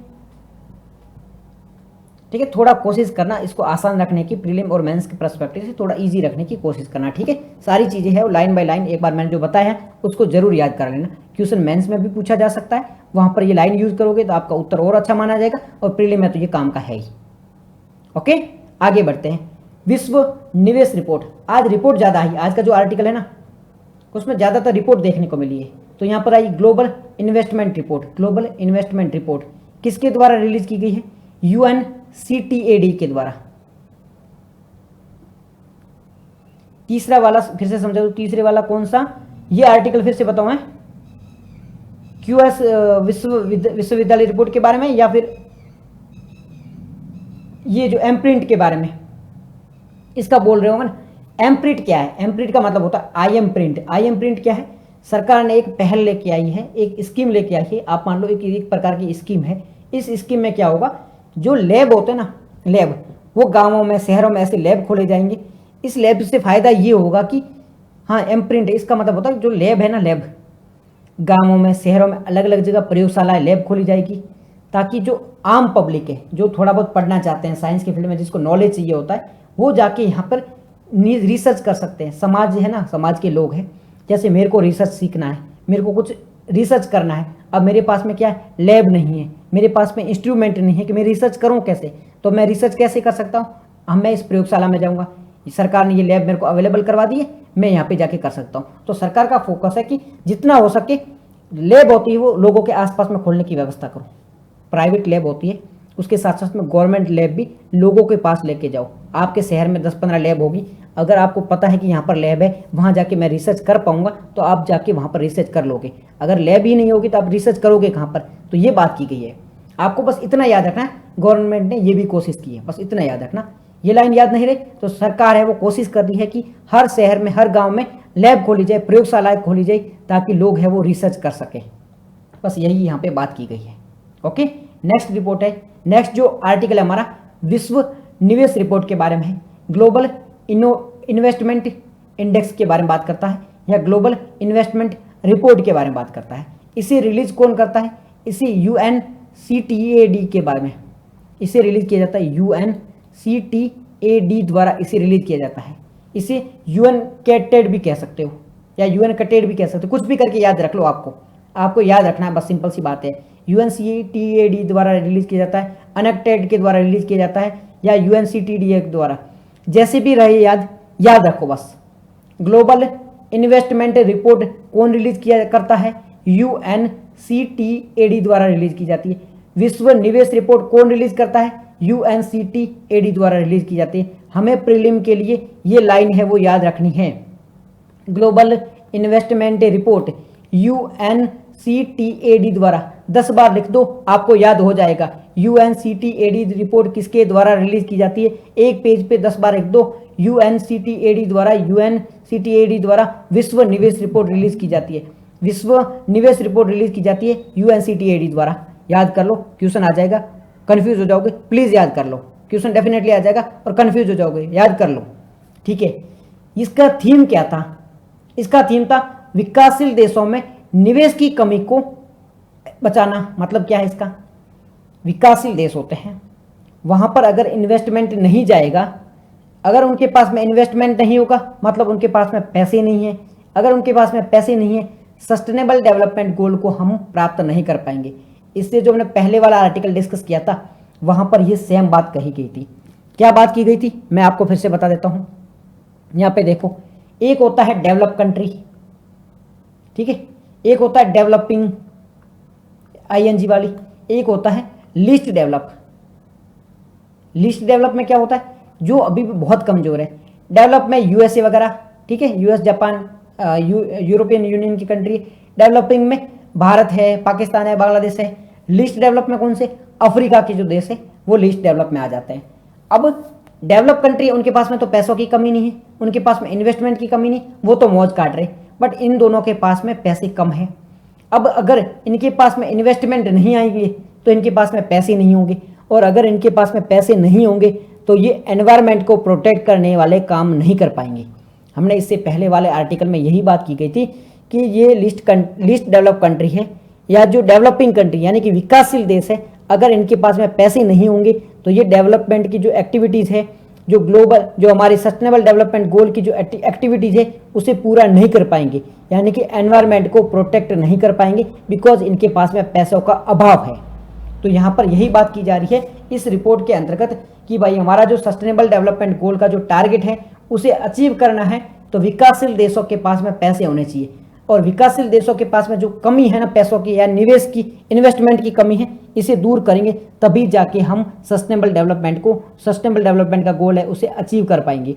तो हम बात कर रहे हैं विश्व निवेश रिपोर्ट के बारे में, ग्लोबल इन्वेस्टमेंट रिपोर्ट के बारे में बात कर रहे हैं, जिसे UNCTAD द्वारा जारी किया जाता है, जिसमें जो थीम है इसका वो है निवेश की कमी को दूर करना, यानी कि विकासशील देशों में जो इन्वेस्टमेंट की कमी है उसको दूर करना, यह इसका थीम है, ये इसका टारगेट है। क्या यूपीएससी थीम पर क्वेश्चन पूछती है? जी हाँ, यूपीएससी थीम पर भी क्वेश्चन पूछती है, तो ध्यान से याद रखना।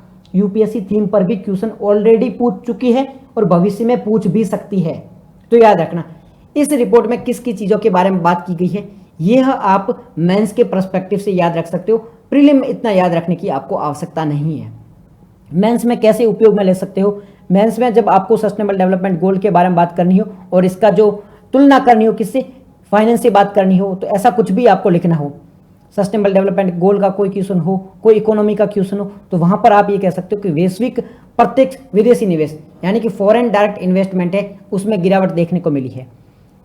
अभी के टाइम में जो FDI होता है, FDI का मतलब होता है प्रत्यक्ष विदेशी निवेश, फॉरेन डायरेक्ट इन्वेस्टमेंट, बाहर की कंपनी है भारत में आके इन्वेस्टमेंट कर रही है तो इसे एफडीआई कहा जाएगा। लंबे समय तक अगर इन्वेस्टमेंट कर रही है तो इसे एफडीआई कहा जाएगा। तो ये जो रिपोर्ट है वो बात करती है कि एफडीआई में अभी कमी देखने को मिल रही है। जो ग्लोबल एफडीआई है उसमें गिरावट देखने को मिल रही है। क्यों गिरावट देखने को मिल रही है? इसके अलग अलग कारण है। क्या कारण है?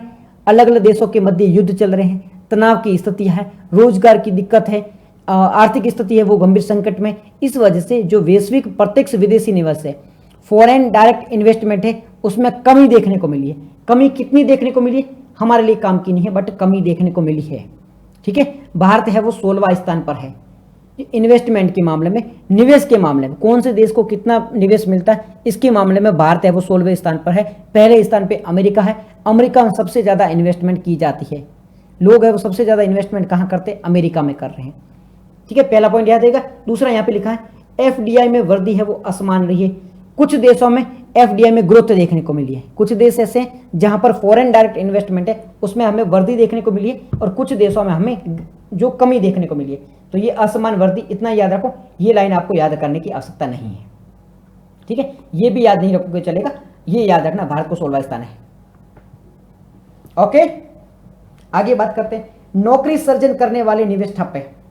नौकरी सृजन करने वाले मतलब इन्वेस्टमेंट तो हो रहा है परंतु ऐसी जगह इन्वेस्टमेंट नहीं हो रहा है। ऐसी जगह मतलब इंफ्रास्ट्रक्चर में। इंफ्रास्ट्रक्चर मतलब कोई बिल्डिंग बनानी है, ठीक है, कोई हॉस्पिटल बनाना है, कोई सड़क बनानी है, तो वहां पर कितने सारे लोगों को रोजगार मिलेगा। तो इस प्रकार की जो भी इन्वेस्टमेंट है उसमें कमी देखने को मिल रही है। जिस जगह पर रोजगार जनरेट होता है, जिस जगह पर रोजगार का सृजन होता है, तो ऐसी इंडस्ट्री है वो नहीं बन रही है। ऐसी इंडस्ट्रीज में डेवलपमेंट, ऐसी इंडस्ट्रीज में इन्वेस्टमेंट नहीं की जा रही है। ये वर्ड है वो यूज कर सकते हो, रोजगार सृजन करना। ठीक है, इंफ्रास्ट्रक्चर, ऊर्जा और रोजगार सृजन करने वाली इंडस्ट्रीज को अनदेखा किया जा रहा है। मेंस में ऐसी लाइनें यूज करोगे, आपको घर जाके वो एग्जामिनर है ना, वो आपके पैर दबा के आएगा, भाई साहब क्या लाइनें यूज की आपने। नौकरी सृजन करने वाले, रोजगार सृजन करने वाले क्षेत्रों में निवेश है वो उसमें कमी देखने को मिलती है। ठीक है, तो ये सब सस्टेनेबल डेवलपमेंट गोल को अचीव करने के लिए भारी हो सकता है, क्योंकि हम बात करते हैं रिन्यूएबल एनर्जी, नवीनीकरणीय जो ऊर्जा है उसमें भी गिरावट देखने को मिली है। जल और स्वच्छता, इसमें भी गिरावट देखने को मिली है। मतलब नवीनीकरणीय ऊर्जा होती है, रिन्यूएबल एनर्जी है, उसमें इन्वेस्टमेंट किया जा रहा था, उसमें भी कमी देखने को मिली है। साथ ही साथ में वाटर को स्वच्छ बनाने के लिए जो कोशिश की जा रही थी उसमें भी कमी देखने को मिली है। तो इन क्षेत्रों में जो इन्वेस्टमेंट हो रहा था उसमें कमी देखने को मिल रही है। ये लाइन है वो मेंस में यूज करने के लिए बता रहा हूं, इनको याद नहीं रखना है। मेंस में ऐसे शब्दों का उपयोग कर सकते हो, इस वजह से ये दिखा रहा हूं। प्रीलिम में ये लाइनें काम की नहीं है।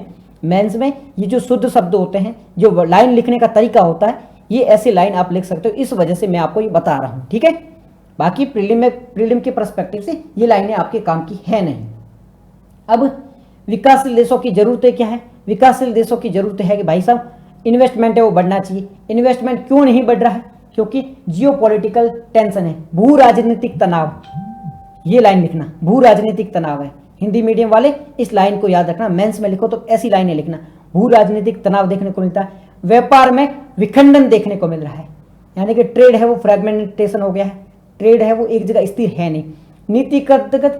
नीतिगत प्रतिस्पर्धा देखने को मिल रही है, कंपटीशन बहुत ज़्यादा देखने को मिल रहा है। अलग अलग इंडस्ट्रीज है उसमें कंपटीशन देखने को मिल रहा है, इस वजह से आपको इन्वेस्टमेंट की कमी देखने को मिलती है। साथ ही साथ में वित्तीय जोखिम देखने को मिलती है, फाइनेंस में जो जोखिम है वो बहुत ज़्यादा देखने को मिलती है। अगर कोई कंपनी इन्वेस्ट कर रही है तो उसको वापस रिटर्न नहीं मिल रहा है। तो ये लाइन ओनली याद नहीं रखनी है, इस लाइनों का मतलब समझना है और कोशिश करना है जब भी मेंस में लिखो इन लाइनों का उपयोग कर सकते हो। ओके भाई, समझ में आ गया? ऐसी लाइनों का यूज कर सकते हो। नेक्स्ट आर्टिकल है हमारा एनर्जी ट्रांजिशन इंडेक्स के बारे में, एनर्जी ट्रांजिशन इंडेक्स के बारे में, ETI के बारे में आर्टिकल है। एनर्जी ट्रांजिशन इंडेक्स के बारे में, इसे कौन रिलीज करता है? पहला पॉइंट है एनर्जी ट्रांजिशन इंडेक्स। मैं क्या करूंगा, आपको है ना एक PDF दूंगा, उस PDF में जितने भी इंडेक्स होते हैं, जितने भी रिपोर्ट होती है उसके बारे में बात की गई। इंडेक्स और रिपोर्ट से कैसे क्वेश्चन पूछे जाते हैं? इंडेक्स और रिपोर्ट से UPSC प्रीलिम में क्वेश्चन पूछे जाते हैं, जिसमें पहला क्वेश्चन होता है कौन इसे रिलीज करता है। फिर अगर कोई महत्वपूर्ण रिपोर्ट है तो उसके डायमेंशंस भी पूछ लिए जाते हैं। ठीक है। और महत्वपूर्ण रिपोर्ट है तो उसमें क्या क्या बातों पे बात जिक्र हुआ है, किन किन चीज़ों पर फोकस किया गया, ये भी क्वेश्चन पूछ लिया जाता है। तो आप एक बार बैठना, एक दिन जितने भी रिपोर्ट और इंडेक्स है उनको याद कर लेना। बार बार ये डेली न्यूज में आएंगे, डेली इनके पीछे पड़े रहने से मतलब है नहीं, समझ में आई? डेली इनके पीछे पड़े रहने से मतलब नहीं है। अभी बात कर लेते हैं एनर्जी ट्रांजिशन इंडेक्स के बारे में। इसे वर्ल्ड इकोनॉमिक फोरम के द्वारा रिलीज किया जाता है। एनर्जी ट्रांजिशन इंडेक्स, जो ट्रांजिशन इंडेक्स है, इसे कौन रिलीज करता है? अभी जो वर्ल्ड इकोनॉमिक फोरम है ना, ये इसके अलावा और सारी भी रिपोर्ट जारी करता है। तो अब आपको कैसे याद रहेगी अगर आप ऐसे पढ़ने बैठोगे डेली, जैसे कि रिपोर्ट कोई न्यूज में आई और उसको आप पढ़ने बैठ के, ठीक है। तो अब मैं हूं ना, मैं आपको जैसे कि फॉर एग्जांपल के 10 सब्जेक्ट पढ़ा रहा हूं, तो एक बार में आपने पढ़ा इकोनॉमी है वो मैं पढ़ा रहा हूं, दूसरी बार पढ़ा ज्योग्राफी है वो मैं पढ़ा रहा हूं। तो अगर आप नेक्स्ट टाइम जब याद करने की कोशिश करोगे तो आपको याद नहीं रहेगा। एक बार आपने देखा, उम्मीद है वो कौन सी सब्जेक्ट पढ़ा रहा था, ऐसे लिखा और इसने इकोनॉमी, ज्योग्राफी, पॉलिटी, हिस्ट्री वगैरह लिख दिया, तो आपको सारी चीज़ें याद हो जाएगी। तो आपको याद कैसे करना है, जितनी भी रिपोर्ट होती है, जैसे वर्ल्ड इकोनॉमिक फोरम, ऐसे लिखा पहले वर्ल्ड इकोनॉमिक फोरम, ये कौन कौन सी रिपोर्ट रिलीज करता है? तो इसने energy transition index report release करता है। और जितनी भी रिपोर्ट रिलीज करता है, एक बार बैठो उसको लाइन में लिख लो, ठीक है। एक बार बैठो और लाइन वाइज लिख दो, ताकि वर्ल्ड इकोनॉमिक फोरम के बारे में बात होगी, इस ये कौन कौन सी रिपोर्ट रिलीज करता है, तो आप एक बार में सारी याद कर लोगे।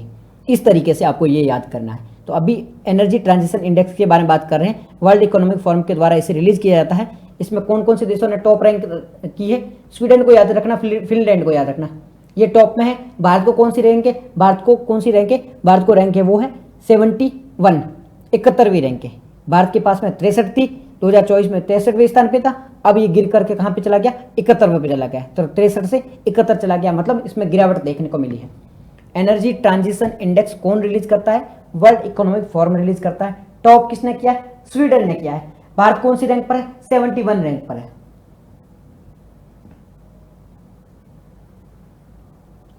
याद रहेगा। अब बात कर लेते हैं एनर्जी ट्रांजिशन होता क्या है। एनर्जी ट्रांजिशन जो इंडेक्स है वो किसके बारे में बात करता है? एनर्जी ट्रांजिशन इंडेक्स बात करता है कि भारत में जो हमारे फॉसिल फ्यूल हैं, जो फॉसिल फ्यूल का मतलब होता है जो जीवाश्म ईंधन होते हैं, जीवाश्म मतलब आप जो पेट्रोल का यूज करते हो, आप जो प्राकृतिक गैस का उपयोग कर रहे हो, साथ ही साथ में जो आप कोयले से बनी ऊर्जा का उपयोग कर रहे हो, तो ये क्या है? ये सारे जीवाश्म ईंधन है, फॉसिल फ्यूल वाले ईंधन है। अगर आप इसका उपयोग कर रहे हो तो एक समय के बाद में ये नष्ट हो जाएंगे, खत्म हो जाएंगे।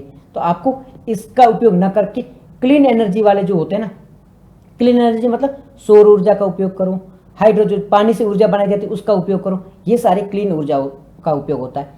तो ये जो एनर्जी ट्रांजिशन कहती है कि भाई आप है ना पुराने जो फ्यूल का उपयोग कर रहे थे, पुराने ईंधनों का उपयोग कर रहे थे, जैसे कि जीवाश्म वाले पेट्रोल वगैरह का उपयोग कर रहे थे, इसको हटाकर आप स्वच्छ इंजनों का उपयोग करो, क्लीन एनर्जी का उपयोग करो। तो ये कितनी कोशिश की जा रही है इसके बारे में बात करता है। एनर्जी ट्रांजिशन का मतलब है कि कोई भी देश है पूरे वर्ल्ड में एनर्जी को कितना ट्रांजिशन किया गया है। पहले ये फॉसिल फ्यूल का उपयोग कर रहे थे, अब ये क्लीन एनर्जी का उपयोग करें, तो इसमें कितनी प्रगति की गई है। ठीक है, जो भारत की प्रगति के, भारत पहले 63वें स्थान पे था, भारत ने प्रगति की थी, अब वापस है वो भारत फॉसिल फ्यूल पे आ गया है। तो इसके बारे में एनर्जी ट्रांजिशन बात करता है कि आपने कितने सुधार किए हैं, किन किन चीज़ों पर फोकस किए जाते हैं। तो यहाँ पे तो कुछ ज़्यादा ही चीज़ें दे रखी है, ये इतना काम का आपके लिए डेटा है नहीं। अब लाइन क्यों पढ़नी? मेंस में लाइन यूज करने के लिए मेंस ये पढ़ लो। ऊर्जा सुरक्षा के बारे में बात करनी है, ऊर्जा न्याय यानी ऊर्जा समानता के बारे में बात करनी है, पर्यावरण स्थिरता के बारे में बात की। ये लाइनें पढ़ लो, ये शब्द पढ़ लो, मेंस में लिख सको इसलिए। तो बाकी ये हमारे लिए काम की है नहीं, डायरेक्ट ये काम की है नहीं, मेंस में ये लाइन लिखने के लिए हमारे ये काम आ सकती है। ठीक है, और ये देख लो मेंस में, यहाँ पे मेंस के लिए उपयोगी क्या क्या हो सकता है।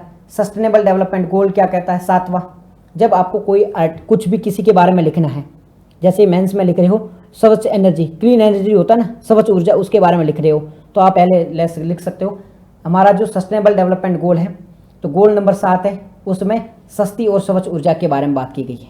हमारा सतत विकास लक्ष्य है, उसका गोल नंबर 7 है, उसमें सस्ती और स्वच्छ ऊर्जा के बारे में बात की गई है। इसका मतलब हमें सस्ती और स्वच्छ ऊर्जा प्राप्त करनी चाहिए। इसके लिए भारत सरकार के द्वारा क्या क्या प्रयास किए जा रहे हैं? तो उज्ज्वला योजना है, नेशनल हाइड्रोजन मिशन है, सोलर और विंड पावर कैपेसिटी है। इस प्रकार की लाइन है वो आप याद रख सकते हो, ये भारत सरकार के द्वारा कोशिश की जा रही है। चैलेंज क्या है? चुनौतियों में कोयला आधारित उत्पादन हो रहा है, निवेश में कमी हो रही है, तकनीकी बाधाएं देखने को मिल रही है। वे फॉरवर्ड में क्या लिख सकते हो? पीपीपी, पब्लिक प्राइवेट पार्टनरशिप का उपयोग कर सकते हो। ग्रीन बॉन्ड का उपयोग कर सकते हो। ग्रीन बॉन्ड का मतलब है जो जितना अच्छा प्रमोट करेगा पर्यावरण को, उसको इतने ज़्यादा बॉन्ड दिए जाएंगे, तो ये लिख सकते हो। स्मार्ट ग्रिड का उपयोग कर सकते हो। ठीक है, ये लाइन आप कहीं पे भी यूज कर सकते हो। पब्लिक प्राइवेट पार्टनरशिप को बढ़ावा देने की आवश्यकता है। हिंदी मीडियम, निजी सरकारी भागीदारी को बढ़ावा देने की आवश्यकता है। ठीक है, ये लाइन आप यूज में ले सकते हो। तो ये हमारा आर्टिकल था। नेक्स्ट है भारत का राष्ट्रीय इंटरनेट एक्सचेंज, निक्सी के बारे में बात कर रहे हैं। National Internet Exchange of India, National Internet Exchange of India, NIXI के बारे में बात करें। भारत का राष्ट्रीय इंटरनेट एक्सचेंज, इसकी स्थापना कब हुई थी? निक्सी की स्थापना हुई थी 2003 में। निक्सी की स्थापना हुई थी 2003 में। अभी इसको 20 वर्ष पूरे हो चुके, इस वजह से ये चर्चा में है। अभी मतलब 2023 में हो चुके हैं 20 वर्ष। ठीक है जी। अब निक्सी क्या है? निक्सी एक नॉट फॉर प्रॉफिट ऑर्गेनाइजेशन है। नॉट फॉर प्रॉफिट ऑर्गेनाइजेशन का मतलब क्या होता है? नॉट फॉर प्रॉफिट ऑर्गेनाइजेशन का मतलब होता है ये प्रॉफिट कमाने पर ध्यान नहीं देती है। इसका टारगेट नहीं होता कि पैसे ज़्यादा से ज़्यादा कमाए जाए, यह समाज सेवा के लिए काम करती है। नॉट फॉर प्रॉफिट कंपनी जो भी होती है उसको फ़ायदा क्या होता है कि सरकार को टैक्स नहीं देना पड़ता है, इनको कई सारे बेनिफिट मिल जाते हैं, इसलिए यह एक गैर लाभकारी संस्था है। यह एक नॉट फॉर प्रॉफिट कंपनी है।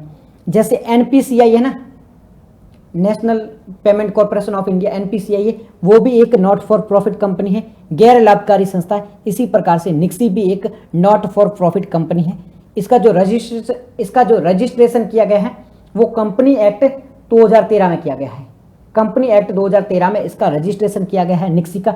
निक्सी एक नॉट फॉर प्रॉफिट कंपनी है, यानी कि इसको कोई लाभ कमाने पर ध्यान नहीं दिया है। कंपनी एक्ट के तहत इसे रजिस्टर किया गया है। इसका मतलब है कि निक्सी एक क्या है? निक्सी एक कंपनी है।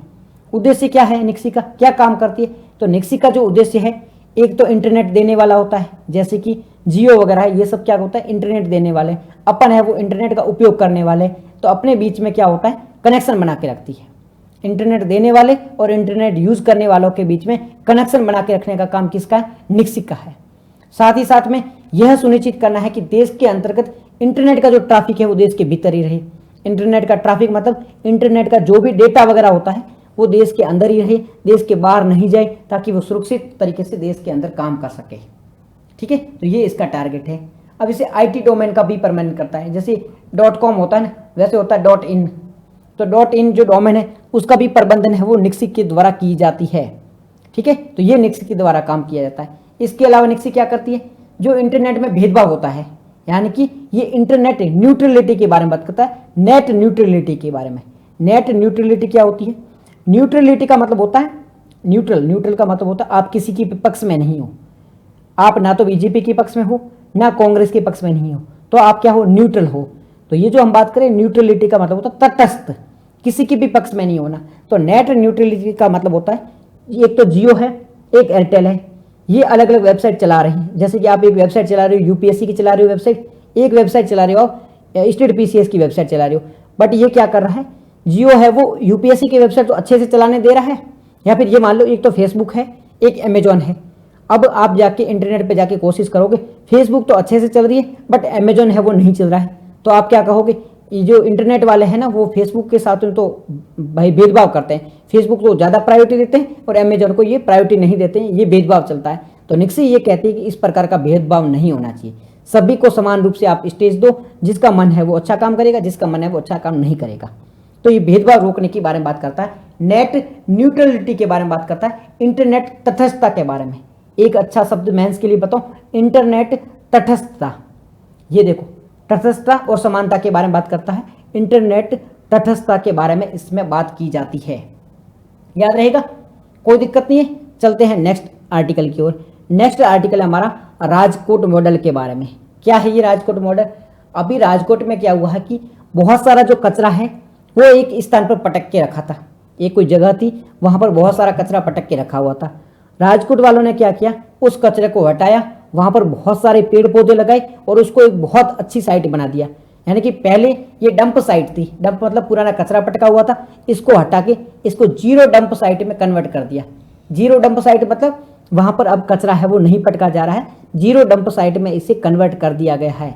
इसका फ़ायदा क्या हुआ, वहाँ पर बहुत सारे पेड़ वगैरह लगाए गए हैं, तो ये पर्यावरण को भी प्रोटेक्ट करने का काम करेगा। इसे डंप साइट से परिवर्तित करके उपयोगी भूमि में परिवर्तित कर दिया गया है।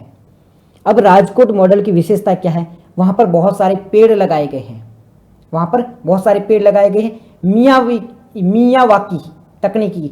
अब देखो ये लाइनें हैं वो मेंस में आप उपयोग में ले सकते हो, प्रीलिम में क्वेश्चन नहीं आएगा, ध्यान रखना प्रीलिम में क्वेश्चन नहीं आएगा, मेंस में इन लाइनों का उपयोग कर सकते हो, मेंस में इस एग्जाम्पल का उपयोग भी कर सकते हो जब भी आपको एनवायरनमेंट के बारे में कुछ लिखना हो, जबकि ऐसा कुछ लिखना हो कि भाई किस प्रकार से ये डंपिंग साइट है इनको नष्ट कर सकते हो, तो राजकोट के मॉडल का आप उदाहरण दे सकते हो कि राजकोट के मॉडल का उपयोग करके हम पूरे देश में इन चीज़ों को निपट सकते हैं, या ऐसी जो समस्या है इनसे निपटा जा सकता है।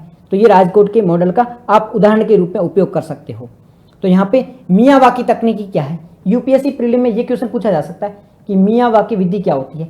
मियावाकी विधि का मतलब है एक कोई कम जमीन है, ये मियावाकी कौन थे, जापान के थे, ये जापान के एक मान पेड़ पौधे लगाने वाले थे, एक साइंटिस्ट थे, इन्होंने क्या हुआ था, ये जमीन कम है, अब कम जमीन है ना, इन कम जमीन में ज़्यादा से ज़्यादा पेड़ पौधे लगाने, मतलब ऐसी तकनीकी को विकसित करना जो कम जमीन में भी बहुत ज़्यादा पेड़ पौधे लगाए जा सके, बहुत ज़्यादा है वो उत्पादकता की जा सके।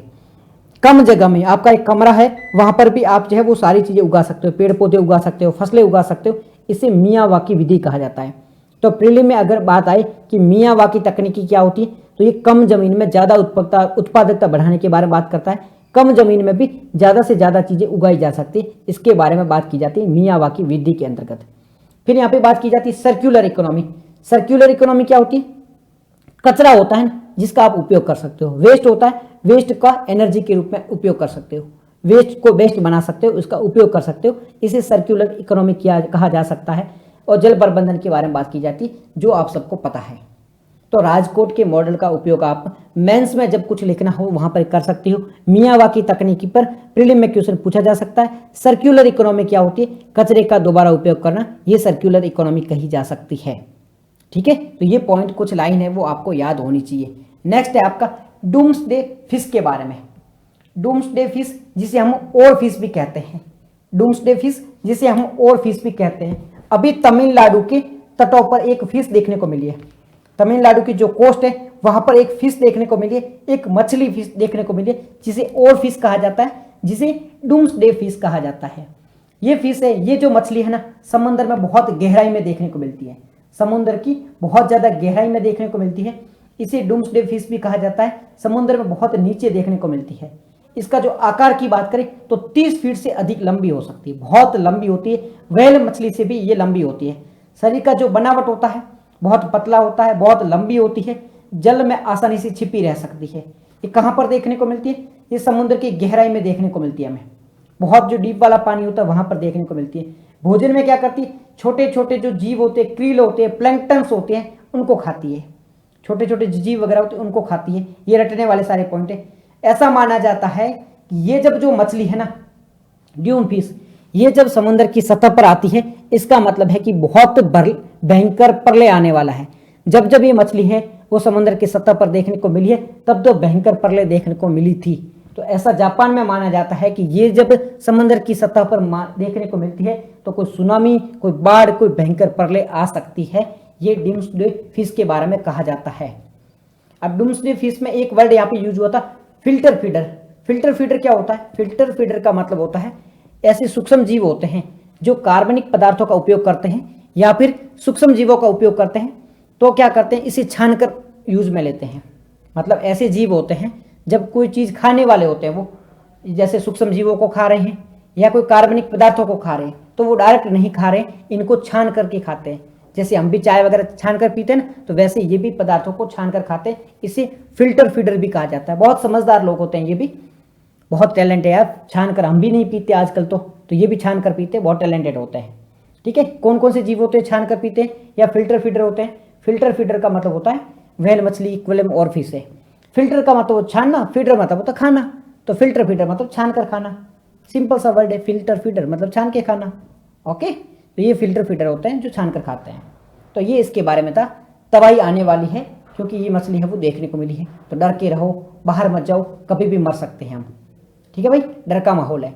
नेक्स्ट हमारा जो आर्टिकल है वो है एक्सियोम 4 मिशन के बारे में। एक्सियोम 4 मिशन क्या है? एक्सियोम 4 मिशन है भारत का एक बंदा है, भारत का एक वैज्ञानिक है, वो कहाँ पर जाएगा? वो स्पेस स्टेशन पर जाएगा। एक्सियोम 4 मिशन में बात की जा रही है भारत का एक साइंटिस्ट है, वो कहाँ पर जाएगा? वो जाएगा स्पेस स्टेशन पर जाएगा। ठीक है, अब वो स्टेशन पर क्यों जाएगा? स्पेस स्टेशन पर रिसर्च करने के लिए जाएगा। डराते हो, डरना जरूरी है, डर तो होना ही चाहिए। आप डरोगे नहीं तो मर जाओगे, इसलिए डरना जरूरी है। तो एक्सियोम 4 मिशन क्या है? भारत का एक साइंटिस्ट है, कहाँ पर जाएगा? अंतर्राष्ट्रीय जो अंतरिक्ष स्टेशन है ना, स्पेस स्टेशन है, इंटरनेशनल स्पेस स्टेशन है, वहां पर जाएगा। कौन जाएगा? भारत का एक जो अंतरिक्ष यात्री यानी कि एक वैज्ञानिक है वो जाएगा। किसके द्वारा जाएगा? कौन सी रॉकेट की सहायता से जाएगा? स्पेस एक्स फाल्कन 9 के द्वारा। एलन मस्क की कंपनी स्पेस एक्स, उसका एक रॉकेट है फाल्कन 9, उसकी सहायता से वो कहाँ जाएगा? वो जाएगा अंतर्राष्ट्रीय अंतरिक्ष स्टेशन में जाएगा, अंतर्राष्ट्रीय स्पेस स्टेशन में जाएगा। मदद कौन करेगा? ड्रैगन एयरक्राफ्ट है, स्पेस क्राफ्ट है, वो इसकी मदद करेगा। इसमें किस किस देशों का मिशन है? ये नासा का है, स्पेस एक्स का है, और ये एक्सियोम स्पेस में है, इसका भी है, एक प्राइवेट कंपनी इसका है। ये सारे देश मिलकर इसमें भागीदारी निभा रहे हैं और भारत का व्यक्ति है वो जा रहा है। ठीक है, 14 दिन तक वहाँ पे रहेगा ये, वहाँ रह के ये जांच वगैरह करेगा, वहाँ रह के ये काम करेगा। इसमें पहली बार भारत, पोलैंड, हंगरी वगैरह इस मिशन में शामिल हो रहे हैं। तो आपको क्या पता होना चाहिए? आपको पता होना चाहिए एक्सियोम 4 मिशन क्या है। एक्सियोम 4 मिशन है, इसमें भारत का एक वैज्ञानिक है, वो कहाँ जाएगा? वो जाएगा कहाँ पर? अंतर्राष्ट्रीय अंतरिक्ष स्टेशन पे जाएगा, स्पेस स्टेशन में जाएगा। वहां जाके क्या करेगा? जांच करेगा। किसकी सहायता से जाएगा? स्पेस एक्स का एक रॉकेट है जिसका नाम है फाल्कन 9, उसकी सहायता से जाएगा, जिसमें ड्रैगन स्पेस क्राफ्ट होगा। ठीक है, नासा, स्पेस एक्स और एक्सियोम है, इनका ये एक मिशन है जिसमें भारत का व्यक्ति वहां पर जा रहा है। बस इतनी इसके बारे में याद रखना। नेक्स्ट आर्टिकल हमारा सिकल सेल एनीमिया के बारे में। सिकल सेल एक डिजीज होती है, एक बीमारी होती है। अभी चर्चा में क्यों है? अभी भी चर्चा में इस वजह से कि भारत सरकार ने घोषणा की है कि अगर कोई व्यक्ति, अगर सिकल सेल के बारे में कोई भी व्यक्ति दवाई खोज के दे देता है तो उसे 10 करोड़ का है वो इनाम दिया जाएगा।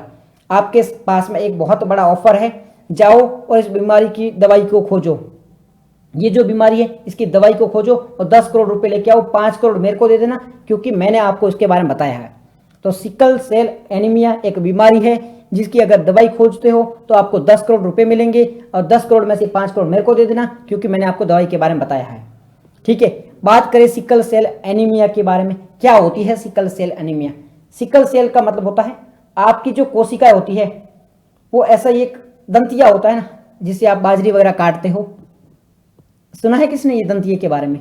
बाजरी वगैरह काटने का काम करते हो, गेहूं काटने का काम करते हो, आप ये जो भी फसलें वगैरह होती है वो काटने का काम करते हो, दंतिया बोलते हैं, जिसे सिकल बोलते हैं।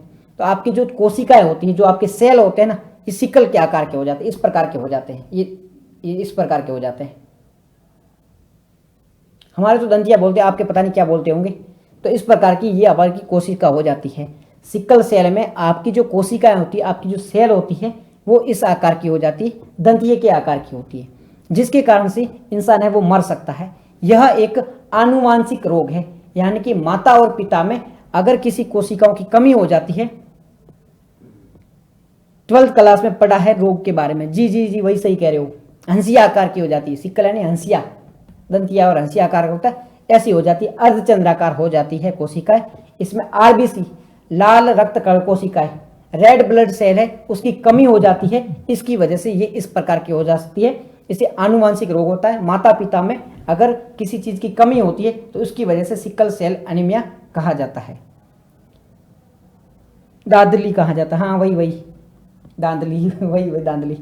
ठीक है, ये कोशिका जल्दी मर जाती है, आरबीसी की कमी हो जाती है, कोशिका जल्दी मर जाती है, और हमारा जो ब्लड जो फ्लो होता है, रक्त का जो प्रवाह होता है वो धीमा हो जाता है, ऑक्सीजन कम मिलता है, जिससे दर्द और सूजन आता है।